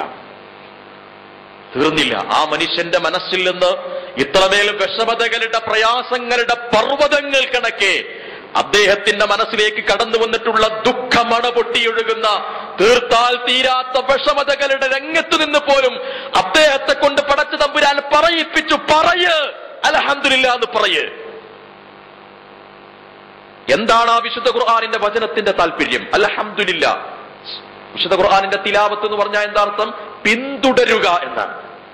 മനസ്സും ശരീരവും ഹൃദയവും ആലോചനകളും മസ്തിഷ്കവും അള്ളാഹുവിന്റെ ഖുർആനിന്റെ വചനങ്ങളിലേക്ക് ഊഴ്ന്നിറങ്ങുക, ഇതിനെയാണ് തിലാവത്ത് എന്ന് പറയാ. തീർന്നില്ല. എന്തുകൊണ്ട് നീ അൽഹംദുലില്ലാ എന്ന് പറയണമെന്നതിന് വിശുദ്ധ ഖുർആൻ രണ്ടാമതായി ഉപയോഗിച്ച പദം റബ്ബിൽ ആലമീൻ, അല്ലാഹു റബ്ബായത് കൊണ്ട് എന്നാണ്. ഖുർആൻ ഉപയോഗിക്കാത്തൊരു പദപ്രയോഗമാണ് അൽഹംദുലില്ലാഹിർ റാസിഖിൽ ആലമീൻ, അൽഹംദുലില്ലാഹിൽ ഖാലിഖിൽ ആലമീൻ, അൽഹംദുലില്ലാഹിർ റഹ്മാനിൽ ആലമീൻ, അൽഹംദുലില്ലാഹിർ റഹ്മാനിൽ ആലമീൻ, അൽഹംദുലില്ലാഹിൽ ഗഫാറിൽ ആലമീൻ, അൽഹംദുലില്ലാഹിൽ മാലിക്കിൽ ആലമീൻ. ഇതൊന്നും ഖുർആനിലില്ല. പടച്ചതമ്പുരാനെ അല്ലാത്തവരെ ആരാധിച്ചാൽ നരകമാണെന്നതിന് ആർക്കും സംശയമില്ല. ഇസ്ലാമിന്റെ അടിസ്ഥാനമായ ആണിക്കൽ എന്ന് പറയുന്നത് തൗഹീദാണ്. തൗഹീദ് ഇല്ലാത്തൊരു മനുഷ്യന് ഈ ദുനിയാവിൽ ജീവിച്ചിട്ട് പാരത്രികമായി അവന് വിജയം വരിക്കാൻ സാധ്യമേ അല്ല. അങ്ങനെ അത്രമേൽ പ്രാധാന്യമുള്ള തൗഹീദ്, ആ തൗഹീദിന്റെ ആശയം പഠിപ്പിക്കുന്നതിന് മുമ്പ് നബി സല്ലല്ലാഹു അലൈഹി വസല്ലമയുടെ മനസ്സിൽ അരക്കിട്ടുറപ്പിച്ച പദമാണ് റബ്ബ്. വിശുദ്ധ ഖുർആനിന്റെ ആദ്യത്തെ വചനം എന്താ? വിശുദ്ധ ഖുർആന്റെ ആദ്യത്തെ വചനം എന്താ? ഇങ്ങനെ ഓതണത്. വിശുദ്ധ ഖുർആനിന്റെ ആദ്യത്തെ വചനം എന്താ? ഇഖ്റ ബിസ്മി റബ്ബിക്കല്ലദീ ഖലഖ്. രണ്ടാമത്തെ വചനം എന്താ? രണ്ടാമതിറങ്ങിയ ആയത്തിൽ എന്താ ഉള്ളത്? യാ അയ്യുഹൽ മുദ്ദസ്സിർ ഖും ഫഅൻദിർ വറബ്ബക ഫകബ്ബിർ. മൂന്നാമത്തെ വചന സന്ദർഭത്തിൽ എന്താ ഉള്ളത്? വളുഹാ വല്ലൈലി ഇദാ സജാ മാ വദ്ദഅക റബ്ബുക വമാ ഖല. നിന്നെ ബോധ്യപ്പെടുത്തുകയാണ് ആദ്യം അല്ലാഹു റബ്ബാണ് എന്ന്. അല്ലാഹു റബ്ബായതുകൊണ്ട് നീ എന്ത് ചെയ്യണം? അൽഹംദുലില്ലാ എന്ന് പറയണം. നിന്റെ ജീവിതത്തിന്റെ പ്രതീക്ഷകൾ പൊലിഞ്ഞാലും സർവശക്തനായ പടച്ചവൻ നിന്റെ കൂടെയുണ്ടെന്ന കൃത്യമായ വീണ്ടും വിചാരത്തിൽ ഇരുന്നു കൊണ്ട് നിന്നെ ഘട്ടം ഘട്ടമായി വളർത്തിയെടുത്ത് സ്വർഗാവകാശിയാക്കി മാറ്റുന്നവൻ പടച്ചവനാണെന്ന് മനസ്സിലാക്കി അവരെയാണ് റബ്ബെന്ന് വിളിക്കേണ്ടതെന്ന് ഉൾക്കൊണ്ടുകൊണ്ട് സുഹൃത്തെ പറയ് അൽഹംദുലില്ലാഹി റബ്ബി. എന്നെ ഘട്ടം ഘട്ടമായി പരിവർത്തന വിധേയമാക്കി സ്വർഗാവകാശിയാക്കി മാറ്റുന്ന, എന്റെ ജീവിതത്തിൽ നന്മ മാത്രം പ്രദാനം ചെയ്യുന്ന, എന്നോട് അണുഅളവ് അക്രമം കാണിക്കാത്ത, ദയയും വാത്സല്യവും ആർദ്രതയും കാരുണ്യവും സ്വയം നിർബന്ധമായി ഏറ്റെടുത്തിട്ടുള്ള റബ്ബേ നിനക്ക് സർവസ്തുതിയും. തൃപ്തിയിൽ നിന്ന് വരേണ്ടതാണ് സ്തുതി എന്ന് ഞാൻ അതുകൊണ്ടാണ് പറഞ്ഞത്. സന്തോഷത്തിൽ നിന്ന് വരേണ്ടതാണ് സ്തുതി എന്ന് പറയുമ്പോൾ തെറ്റുവരും. അയാൾക്ക് ചിലപ്പോൾ ആ സമയത്ത് സന്തോഷം എന്ന് പറയുന്ന പ്രക്രിയ ഉണ്ടാകില്ല. പക്ഷെ അയാൾക്ക് ഉണ്ടാകേണ്ടത് എന്താ? തൃപ്തിയാണ്, അല്ലേ? ഭാര്യയെ തന്നവൻ പടച്ചവനാണ്, മക്കളെ തന്നവൻ പടച്ചവനാണ്. തന്നവന് തിരിച്ചെടുക്കാൻ അധികാരമുണ്ട്. തന്ന ഒരാള് അയാൾക്കത് തിരിച്ചു കൊടുക്കേണ്ടത് ബാധ്യതയുമാണ്. ഒരു വിഷയം അമാനത്തായി ഏൽപ്പിച്ച് ഒന്ന് തിരിച്ചു കൊടുക്കുമ്പോ അയാൾക്ക് അതിർത്തി ഉണ്ടാകാൻ പാടില്ല. ഞാൻ ഗൾഫിൽ പോയി വരാം, 4 മാസത്തെ ചെറിയൊരു ആവശ്യമുണ്ട്, നീ ഒരു കാര്യം ചെയ്യ്, ഈ കാറ് നീ എടുത്തോ, 4 മാസം കഴിഞ്ഞ് തിരിച്ചേൽപ്പിച്ചാൽ മതി. എന്തെങ്കിലും കുഴപ്പമുണ്ടാവുകയാണെങ്കിൽ നന്നാക്കിക്കോ, പ്രശ്നമൊന്നുമില്ല, പൈസ ഞാൻ തന്നോളാം, ബുദ്ധിമുട്ടൊന്നുമില്ല, നീ നിന്റെ ആവശ്യത്തിനൊക്കെ ഉപയോഗിച്ചോ, ഒരു കുഴപ്പമില്ല. 4 മാസം കഴിഞ്ഞ് അയാൾ കരിപ്പൂര് വന്നിറങ്ങിയിട്ട് നേരെ തലശ്ശേരിയിൽ വീട്ടിൽ വന്നിട്ട് ജാബിറിനോട് ചോദിച്ചു, മോനെ കാറിന്റെ ചാവി കൊണ്ടാ? ചാവി ഇങ്ങനെ കൊടുക്കുന്ന സമയത്ത് അയാൾ തീരെ മനസ്സില്ലട്ടോ തരാന് എന്ന് പറഞ്ഞ് വിഷമിച്ചിരിക്കാൻ പറ്റൂല. അയാളെ ഏൽപ്പിച്ചതാണ് 4 മാസത്തിന്. ശരി, നിന്റെ ഭാര്യയെ ഈ ആക്സിഡന്റ് വരെ നോക്കാൻ ഞാൻ നിന്നെ ഏൽപ്പിച്ചതാ. നിന്റെ 4 മക്കളെ ആക്സിഡന്റ് വരെ നോക്കാൻ നിന്നെ ഏൽപ്പിച്ചതാ, ഞാൻ തിരിച്ചു വാങ്ങി. നീ അസ്വസ്ഥപ്പെടാൻ പാടില്ല, നീ അധൈര്യപ്പെടാൻ പാടില്ല, നിന്റെ മനസ്സ് വിഷമിക്കാൻ പാടില്ല, നിന്റെ മനസ്സിൽ മനപ്രയാസങ്ങൾ ഉണ്ടാകാൻ പാടില്ല. നീ ഞാൻ റബ്ബാണെന്ന് മനസ്സിലാക്കി എന്നിൽ സംതൃപ്തി അടയണം. അൽഹംദുലില്ലാഹി റബ്ബിൽ ആലമീൻ. നിനക്ക് ഒരുപക്ഷെ വിഷമമുണ്ടെങ്കിലും ഈ ലോകത്തെയെല്ലാം പടച്ചു പരിപാലിക്കുന്ന സർവാധിനാഥനായ സർവശക്തനായ പടച്ചതമ്പുരാൻ ലോകത്തുള്ള എല്ലാ ജീവജാലങ്ങൾക്കും സ്ഥൂലവും സൂക്ഷ്മവുമായ ജീവിവർഗങ്ങൾക്കുമൊക്കെ സൗകര്യവും വ്യവസ്ഥയും പ്രദാനം ചെയ്യുന്നവനാണ് സർവശക്തനായ പടച്ചതമ്പുരാൻ. ആ പടച്ചതമ്പുരാൻ നീ എന്ന് പറയുന്ന ഒരു ചെറിയ മനുഷ്യനെ സംരക്ഷിക്കാൻ കഴിയുകയോ ധൈര്യപ്പെടുത്താൻ കഴിയുകയോ ചെയ്യില്ല എന്ന് നീ കരുതരുത്. അതുകൊണ്ട് റബ്ബുൽ ആലമീനായ രക്ഷിതാവിനാണ് നീ സ്തുതി അർപ്പിക്കുന്നത്. ആ അൽഹംദുലില്ലാഹി റബ്ബിൽ ആലമീൻ എന്നത് മനസ്സിന്റെ അഗാധതകളിലേക്ക് ഊളിയിട്ട് പ്രവേശിച്ച് പരിവർത്തന വിധേയമാക്കുന്ന വിശുദ്ധ ഖുർആനിന്റെ വചനമാണ്. അത് കേവലം ഒരു 1-ാം ക്ലാസ്സിലോ 2-ാം ക്ലാസ്സിലോ പഠിക്കുന്ന ഒരു കുട്ടിയുടെ ഒരു പരിപാടിക്ക് മുമ്പുള്ള സൂറത്തുൽ ഫാത്തിഹയുടെ ആദ്യത്തെ വചനം ഖിറാഅത്തിൽ ഓതുന്നത് പോലെ ഓതി തീർക്കാനുള്ളതല്ല. അതാണ് വിശുദ്ധ ഖുർആൻ ഒരു പഠിതാവിന്റെ മുമ്പിൽ നിൽക്കുമ്പോഴുള്ളത്. രണ്ടാമത്തൊരു വചനം വിശുദ്ധ ഖുർആൻ പറഞ്ഞു, 50 അൽഫസനത്തിൻ മിമ്മാ തഅുദൂൻ. പരലോകത്ത് സർവശക്തനായ പടച്ചതമ്പുരാൻ നരകത്തിന്റെ സ്വർഗത്തിന്റെയൊക്കെ വിചാരണയുടെയൊക്കെ ഒരു കാലമായ പരലോകത്ത് ആ പരലോകത്തിന്റെ വലുപ്പം എത്രയാണ്, സമയം എത്രയാണെന്ന് പരിചയപ്പെടുത്താൻ വേണ്ടി വിശുദ്ധ ഖുർആനിൽ ഒരു പദം ഉപയോഗിച്ചു. എന്താണ് സൂറത്തു മആരിജിൽ വിശുദ്ധ ഖുർആനിൽ പറഞ്ഞു, 50 അൽഫസനത്തിൻ മിമ്മാ തഅുദൂൻ. നിങ്ങൾ എണ്ണുന്ന 50,000 വർഷമാണ് പരലോകത്തിലെ ഒരു ദിവസം. നമ്മളത് ഓതിയിട്ടുണ്ട്, പാരായണം ചെയ്തിട്ടുണ്ട്, കേട്ടിട്ടുണ്ട്, പഠിച്ചിട്ടുണ്ട്, മനസ്സിലാക്കിയിട്ടുണ്ട്. അത് ഹൃദയത്തിന്റെ മസ്തിഷ്കത്തിന്റെ ഉള്ളറകളിൽ കൊണ്ടുപോയി ഒളിപ്പിച്ചു വെച്ച് സംസ്കരണത്തിന്റെ മാനം തേടിയിട്ടുണ്ടോ എന്നതാണ് വിഷയം. പരലോകത്തിലെ ഒരു ദിവസം എന്ന് പറയുന്നത് 50,000 വർഷമാണ്. ഈ ലോകത്ത് അതിങ്ങനെ വലിയതാണെന്ന് പറയാൻ വേണ്ടിയിട്ട് പറഞ്ഞതാണ് ആരെങ്കിലും പറഞ്ഞിട്ടുണ്ടെങ്കിൽ അടുത്ത വചനം കൂടി അയാൾ ഓതണം. 50 അൽഫസനത്തിൻ മിമ്മാ തഅുദൂൻ. നിന്റെ കാൽക്കുലേഷൻ അനുസരിച്ച് നീ എണ്ണുന്ന എണ്ണമനുസരിച്ചുള്ള 50,000 വർഷമാണ്. നിന്റെ സമയപ്രക്രിയ എന്താണോ ആ സമയപ്രക്രിയ അനുസരിച്ചുള്ള 50,000 വർഷമാണ് പരലോകത്തിലെ ഒരു ദിവസം എന്ന് പറയുന്നത്. ശരി, പരലോകത്തിലെ ഒരു ദിവസം 50,000 വർഷമാണ്. 50,000 വർഷമാണ്. അപ്പൊ പരലോകത്തിലെ ഒരു വർഷം എന്ന് പറയുന്നതോ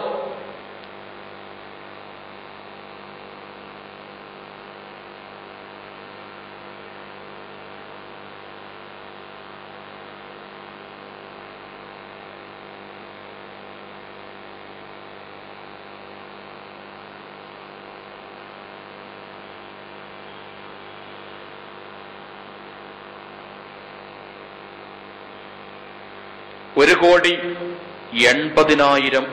80 ലക്ഷം വർഷം. ഇതാണ് പരലോകത്തിലൊരു വർഷം.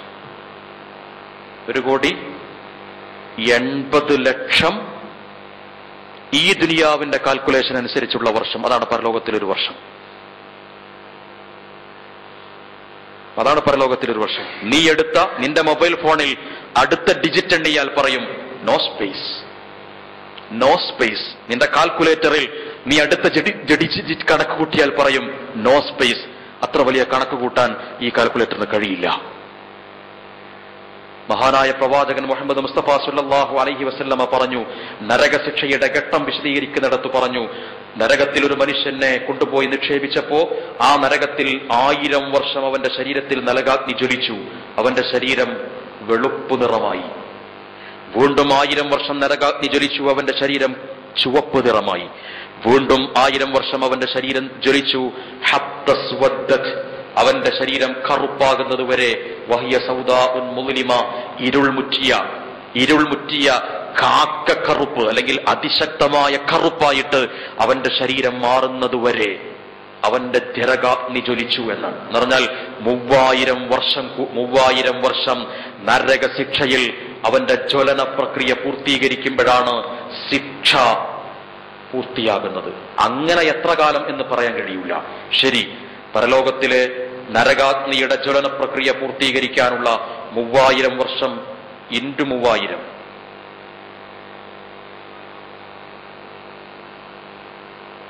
Maximum results is 10 digit. ഇതാണ് ഈ മൊബൈലിന് പറയാനുള്ളത്. ആ കണക്ക് കൂട്ടാൻ ഈ മൊബൈലിന് കഴിയില്ല. 50,000 സനത്തിൻ മിമ്മാ തഅുദൂൻ. ശരി, 1,80,00,000 വർഷത്തിൽ നിന്റെ ആയുസ് എത്രയാണ്? 60 വയസ്സ്. 1,80,00,000 ഹരിക്കണം 60 എന്ന് കൊടുത്താൽ നീ എത്ര കാലം ഈ ദുനിയാവിൽ, പരലോകത്തിൽ ഒരു വർഷത്തിൽ ഈ ദുനിയാവിൽ എത്ര ജീവിച്ചു എന്ന് നിനക്ക് കിട്ടും. ആ 60 വർഷത്തിൽ ഏതാണ്ട് 10-12 വർഷം, 10-12 വർഷത്തോളം നിന്റെ നന്മ തിന്മകളിൽ തിന്മ പരിഗണിക്കാത്തൊരു കാലമാണ്. തിന്മ പരിഗണിക്കാത്തൊരു കാലമാണ്. അത് ഒഴിവാക്കുക. 10 കൊല്ലം ഒഴിവാക്കി. ഒരു 10 കൊല്ലം 60 വയസ്സ് വരെ നീ ജീവിച്ചാൽ 10 കൊല്ലം നീ ഉറങ്ങും. ആ 10 കൊല്ലം ഒഴിവാക്കി. പിന്നെയൊക്കെ ഹലാലായ കുറെ സമയം ഉണ്ടാകും. തെറ്റൊന്നും ചെയ്യാത്ത ഹലാലായ കുറെ സമയം. ഒരു 5 കൊല്ലം അത് ഒഴിവാക്കുക. ഒരു 25 കൊല്ലം ഒഴിവാക്കിയാൽ ബാക്കി കിട്ടുന്ന ഒരു 30 വർഷമേ നീ ജീവിച്ചു എന്ന് പറയാൻ പറ്റുന്ന കാലം ഉണ്ടാവുള്ളൂ. 1,80,00,000 വർഷമാകുന്ന പരലോകത്തിലെ ഒരു വർഷത്തിൽ 25 എത്ര ഉണ്ടെന്ന് ചോദിച്ചാൽ അറിയാം ഈ ദുനിയാവിൽ നീ എത്ര ജീവിച്ചതെന്ന്.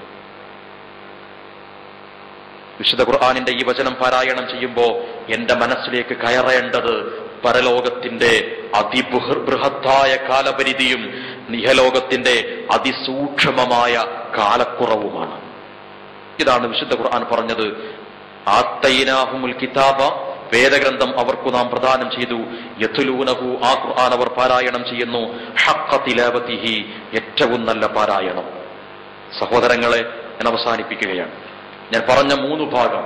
ഒന്ന്, വിശുദ്ധ ഖുർആനുമായി എന്നുള്ള നമ്മുടെ ആത്മബന്ധം എത്രയുണ്ട് എന്ന് പരിശോധിക്കണം. 2, ആ ആത്മബന്ധത്തിന്റെ ഭാഗമായി വിശുദ്ധ ഖുർആനിന്റെ പാരായണം എന്ന് പറയുന്നത് എങ്ങനെയാണ് ക്രമീകരിക്കേണ്ടത് എന്ന 2ാമത്തെ ഭാഗം.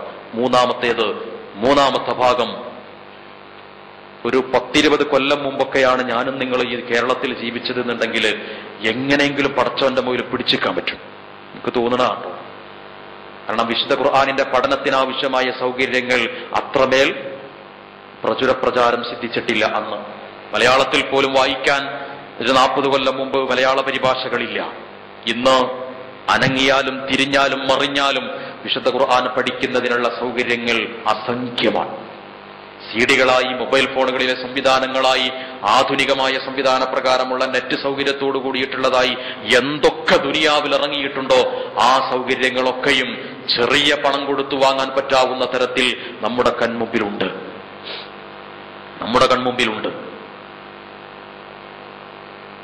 നമുക്കൊരിക്കലും രക്ഷപ്പെടാൻ കഴിയാത്ത വിധത്തിൽ വിശുദ്ധ ഖുർആനിന്റെ പഠനത്തിനാവശ്യമായ സൗകര്യങ്ങൾ എന്റെയും നിങ്ങളുടെയും മുമ്പിൽ സജീവമാണ്. വിശുദ്ധ ഖുർആനിന്റെ ലേണിംഗ് ക്ലാസുകളും സ്കൂളുകളിലും നമ്മുടെ നാടുകളിൽ സജീവമാണ്. നമ്മൾ പരാതി പറയുന്നത് ഞായറാഴ്ച ദിവസം എനിക്ക് തിരക്കായിരിക്കും, മറ്റു ദിവസങ്ങളിൽ എനിക്ക് ബിസിനസ് ആയിരിക്കും, എനിക്ക് ഒഴിവിട്ടൂല, പോവുകയാണെങ്കിൽ കൃത്യമായിട്ട് പോണ്ടേ. എനിക്കെവിടെയാണ് ഒഴിവ്? ബിസിനസിന്റെ ആവശ്യാർത്ഥം ഓടിപ്പോകുന്നൊരു സുഹൃത്തിന്റെ മുമ്പിൽ ഒരു പൂച്ച ചാടിയിട്ട് അവന്റെ കാർ ഒരു മതിലിടിച്ചിട്ട് അവന്റെ ബോധരഹിതനായി അവൻ ആശുപത്രി വരാന്തിയിൽ കിടക്കുന്ന സമയത്ത് മെല്ലെയൊന്ന് ഓർമ്മ വരുമ്പോ പള്ളിപ്പിരിവിന് വേണ്ടി പള്ളി കമ്മിറ്റി പോയിട്ട് നമ്മുടെ പള്ളിയൊന്ന് വിപുലീകരിക്കാൻ വേണ്ടിയിട്ട് കുറച്ച് പൈസ വേണമെന്ന് പറയുമ്പോൾ 2 ലക്ഷം കൊടുക്കുമോ? മോൻ അവിടുന്നൊക്കെ ഇറങ്ങി റെഡിയായിട്ട് അത്യാവശ്യ സൗകര്യത്തോട് കൂടിയിട്ട് ഇങ്ങനെ വന്നിട്ട് രാവിലെ സുബഹിസ്കാരം കഴിഞ്ഞ് പള്ളി കമ്മിറ്റിക്കാർ അദ്ദേഹത്തിന്റെ വീട്ടിൽ പോയിട്ട് കോളിംബെല്ലാം അമർത്തിയിട്ട് കണ്ണു തിരുമ്പി എഴുന്നേറ്റ് വന്നിട്ട് ഇങ്ങനെ പ്രശ്നം എന്ന് പറയുമ്പോൾ ബിസിനസിന്റെ പരാതിയുടെ കണക്ക് കൊടുത്തിട്ട് പറയും 100 രൂപ ഉള്ളത് പിടിച്ചോ എന്നറിയും. അതാണ് സംഗതി. ഞാൻ സൂചിപ്പിക്കുന്നത് എന്നെക്കുറിച്ചാണ്. നമ്മുടെ ജീവിതത്തിൽ അള്ളാഹു നൽകിയിട്ടുള്ള അപാരമായ അനുഗ്രഹങ്ങൾ എണ്ണി ബോധ്യപ്പെടുത്തിയിട്ട് നമ്മൾ പറയുന്നു വിശുദ്ധ ഖുർആൻ പഠിക്കാൻ എന്റെ അടുക്കൽ സമയമില്ല. ഇനി അഥവാ ഉണ്ടെങ്കിൽ തന്നെ ആ വിശുദ്ധ ഖുർആനിന്റെ പഠനം എത്രയുണ്ടെന്ന് നമ്മൾ പരിശോധിക്കുക, എത്രയുണ്ടെന്ന് നമ്മൾ ആലോചിക്കുക, പരിശോധിക്കുക. റസൂലുള്ളാഹി പറഞ്ഞു 60 വയസ്സ് വരെ ഈ ദുനിയാവിൽ ജീവിക്കാൻ ഒരാൾക്ക് അവകാശം കൊടുത്താൽ പിന്നെ അവന്റെ വിഷയത്തിൽ അള്ളാഹുവിന്റെ കിതാബുമായി ബന്ധപ്പെടുത്തിയിട്ട് ഒരു ന്യായത്തിനും അവകാശം കൊടുക്കൂല എന്ന് മുസ്ലിം ഉദ്ധരിച്ചൊരു ഹദീസിൽ കാണാം. പിന്നെ പരലോകത്ത് വന്നിട്ട് ഞഞ്ഞാപിഞ്ഞ വർത്താനം പറയാൻ സമ്മതിക്കൂല. ഞാനും നിങ്ങളും എന്റെ സമയത്തെ കാൽക്കുലേറ്റ് ചെയ്ത് നോക്കുക. മരണം കീഴ്തൊങ്ങുന്ന സമയത്ത് ഞാൻ എന്റെ പക്വതയും പ്രായതയും, ബുദ്ധിയുണ്ട് നമുക്ക്, ആലോചനയുണ്ട് നമുക്ക്, സമയമുണ്ട്, സൗകര്യമുണ്ട്, സാഹചര്യങ്ങളുണ്ട്, സംവിധാനങ്ങളും സൗകര്യങ്ങളും എല്ലാം നമുക്കുണ്ട്. അങ്ങനെയുള്ളൊരു സാഹചര്യത്തിൽ ചങ്കിൽ വന്ന് പിടിക്കുന്ന സന്ദർഭത്തിൽ സൂറത്തുൽ ഫാത്തിഹ മുതൽ സൂറത്തുൻ നാസ് വരെയുള്ള ഏതാണ്ട് 6000 ചില്ലാനത്തോളം വചനങ്ങളുടെ അർത്ഥം പഠിക്കാതെയാണ്, അർത്ഥം ഗ്രഹിക്കാതെയാണ്, എന്തെന്നറിയാതെയാണ് ഞാനും നിങ്ങളും മരണപ്പെട്ടു പോയത് എന്ന് പറഞ്ഞാൽ പിന്നെ എന്നെയും നിങ്ങളുടെയും എന്ത് പേര് ചൊല്ലിയാ വിളിക്കേണ്ടത്? അറബി ഭാഷ എനിക്കറിയില്ല എന്നത് ഇതിന്റെ ഒരു പരാതിയല്ല. അറബി ഭാഷ അറിയില്ലെങ്കിൽ ഖുർആൻ ഓതാൻ നിനക്കറിയും. ആ ഓതാൻ അറിയുന്ന ഖുർആനിന് നേരെ സമം ചേർത്ത് വെച്ചിട്ടുള്ള മലയാള ഭാഷയുടെ പരിഭാഷയുണ്ട്. ആ പരിഭാഷയെടുത്ത് നീ ഒന്ന് വായിക്കാൻ, ഒരു ദിവസം 5 മിനിറ്റെങ്കിലും നീ ഒന്ന് വിശുദ്ധ ഖുർആനിന് വേണ്ടി ചെലവഴിക്കാൻ നിനക്ക് സാധ്യമല്ലെങ്കിൽ പിന്നെ എന്തർത്ഥത്തിലാണ് ഈ ദുനിയാവിന്റെ രക്ഷാശിക്ഷകളുമായി ബന്ധപ്പെടുത്തിയ പരലോകത്ത് ഖുർആനിന്റെ വിഷയത്തിൽ നീ എഴുന്നേറ്റ് നിൽക്കുക എന്ന് ആവർത്തിച്ച് ഹൃദയത്തിനോട് ഞാനും നിങ്ങളും ചോദിക്കണം. എന്താണ് നിനക്ക് പടച്ചവനോട് മറുപടി പറയാനുള്ളത് അള്ളാഹുവിന്റെ ഖുർആനിന്റെ പഠനത്തിന്റെ വിഷയത്തിൽ? അല്ലദീ ഖലഖക ഫസവ്വാക ഫഅദലക ഫീ അയ്യി സൂറത്തിൻ മാ ശാഅ റകബക. നിന്നെ സൃഷ്ടിച്ചു, വ്യവസ്ഥപ്പെടുത്തി, പരിപാലിച്ചു, നിനക്കാവശ്യമായ സൗകര്യങ്ങൾ നൽകി നിന്നെ ക്രമീകരിച്ചു. നിന്റെ ജീവിതത്തിന്റെ നിലക്കാത്ത ഓട്ടത്തിനിടക്ക് നിന്റെ കാലിൽ ഒരു കുപ്പിച്ചില്ല് തറച്ചാൽ നീ ഒന്ന് പിറകോട്ട് നോക്കും. നീ നിന്റെ ജീവിതത്തെ പിറകോട്ട് നോക്കുന്നതിന് മുമ്പ് തന്നെ നിന്റെ യാത്രയിൽ വിശുദ്ധ ഖുർആൻ നിന്നോടൊന്ന് പിറകോട്ട് നോക്കാൻ ആവശ്യപ്പെടുന്നുണ്ട്. സുഹൃത്തെ, ഞാൻ അവസാനിപ്പിക്കുകയാണ്. വിശുദ്ധ ഖുർആനിന്റെ പഠനം. മുഹമ്മദ് മാനി മൗലവി, എന്റെ പിതാമഹൻ, ഏതാണ്ട് 27 വർഷമാണ് ജീവിതത്തിന്റെ ഒരു പുരുഷായുസ് മുഴുവൻ. 63-ാമത്തെ വയസ്സിലാണ് മരണപ്പെടുന്നത്. ജീവിതത്തിന്റെ പച്ചയായി പിടിച്ചു കയറി ആവേശഭരിതമായി നിൽക്കുന്ന ജീവിതത്തിന്റെ 27 നീണ്ട വർഷമാണ് വിശുദ്ധ ഖുർആനിന്റെ വിവരണത്തിന് വേണ്ടി ചെലവഴിച്ചത്.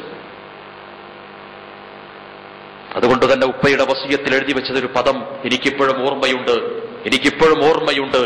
ഈ ദുനിയാവിൽ അധികം സമ്പാദിക്കാൻ എനിക്ക് സാധ്യമായില്ല എന്നത് മക്കൾ എന്റെ ജീവിതത്തിന്റെ ഏറ്റവും വലിയ അള്ളാഹു തന്നൊരു അനുഗ്രഹമായി മനസ്സിലാക്കണം. ഈ ദുനിയാവിൽ ഭൗതികമായി എന്തെങ്കിലും സ്വീകരിക്കാൻ കഴിഞ്ഞിട്ടില്ല എന്നത് അള്ളാഹു എനിക്ക് നൽകിയ അപാരമായ അനുഗ്രഹമായി മക്കൾ മനസ്സിലാക്കണം. ഞാൻ പറയുന്നത്, ഈ ദുനിയാവിൽ വിശുദ്ധ ഖുർആനിന്റെ പഠനം, മൻ അല്ലമൽ ഖുർആൻ എന്താണ്, ഖൈറുക്കും മൻ തഅല്ലമൽ ഖുർആന വഅല്ലമ. ഖുർആൻ പഠിക്കുകയും പഠിപ്പിക്കുകയും ചെയ്യുന്നവനാണ് ഈ ലോകത്ത് ഏറ്റവും മഹോന്നതൻ, പരലോകത്ത് ഏറ്റവും കൂടുതൽ പ്രതിഫലമുള്ളത്.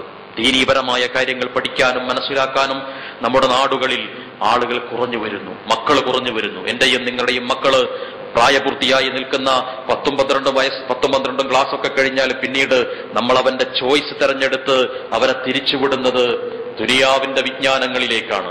ആ വിജ്ഞാനങ്ങളിലേക്ക് പോകുന്നത് പരലോകത്ത് ശിക്ഷാർഹമാണ് എന്ന് പറഞ്ഞില്ല. പക്ഷേ അതോടൊപ്പം ചേർത്തു വെക്കേണ്ട ഖുർആനിക പഠനങ്ങളോടുള്ള നമ്മുടെ മനോഭാവത്തെയും നമ്മുടെ സംരംഭങ്ങളെയും എങ്ങനെയാണ് എന്ന് നമ്മൾ പരിശോധിക്കണം. ഞാൻ അവസാനിപ്പിക്കുന്നു. എന്നോട് തന്നെയാണ് ഞാൻ ഇതൊക്കെയും പറയുന്നത്. നമ്മുടെയൊക്കെ ജീവിതത്തിലേക്ക് തന്നെയാണ് തിരിച്ചു വരേണ്ടത്. അതുകൊണ്ട് ഈ പരിശുദ്ധ റമദാനിൽ വിശുദ്ധ ഖുർആനിനോടുള്ള നമ്മുടെ ആത്മബന്ധം പുതുക്കാനും ഖുർആനിന്റെ പഠനം വ്യവസ്ഥാപിതമായി നിർവഹിക്കാനും പരലോകത്ത് അല്ലാഹുവിന്റെ മുമ്പിൽ ഹാജരാകുമ്പോൾ പടച്ചവനെ, സൂറത്തുൽ ഫാത്തിഹ മുതൽ സൂറത്തുൻ നാസ് വരെയുള്ള ഈ ഗ്രന്ഥത്തിന്റെ ഓരോ ഭാഗങ്ങളും എനിക്ക് അതിന്റെ അർത്ഥവും അതിന്റെ ആശയവും ഞാൻ ഗ്രഹിച്ചിട്ടുണ്ട് എന്ന് അഭിമാനബോധത്തോടുകൂടി പറഞ്ഞ് സ്വർഗാവകാശിയായി മാറാനും നാം പരിശ്രമിക്കുക. അല്ലാഹു നമ്മെ അനുഗ്രഹിക്കുമാറാകട്ടെ. ربنا آتنا في الدنيا حسنة وفي الآخرة حسنة وقنا عذاب النار. ربنا تقبل منا إنك أنت السميع العليم وتب علينا إنك أنت التواب الرحيم واغفر لنا يا غافر المذنبين والحمد لله رب العالمين. السلام عليكم ورحمة الله.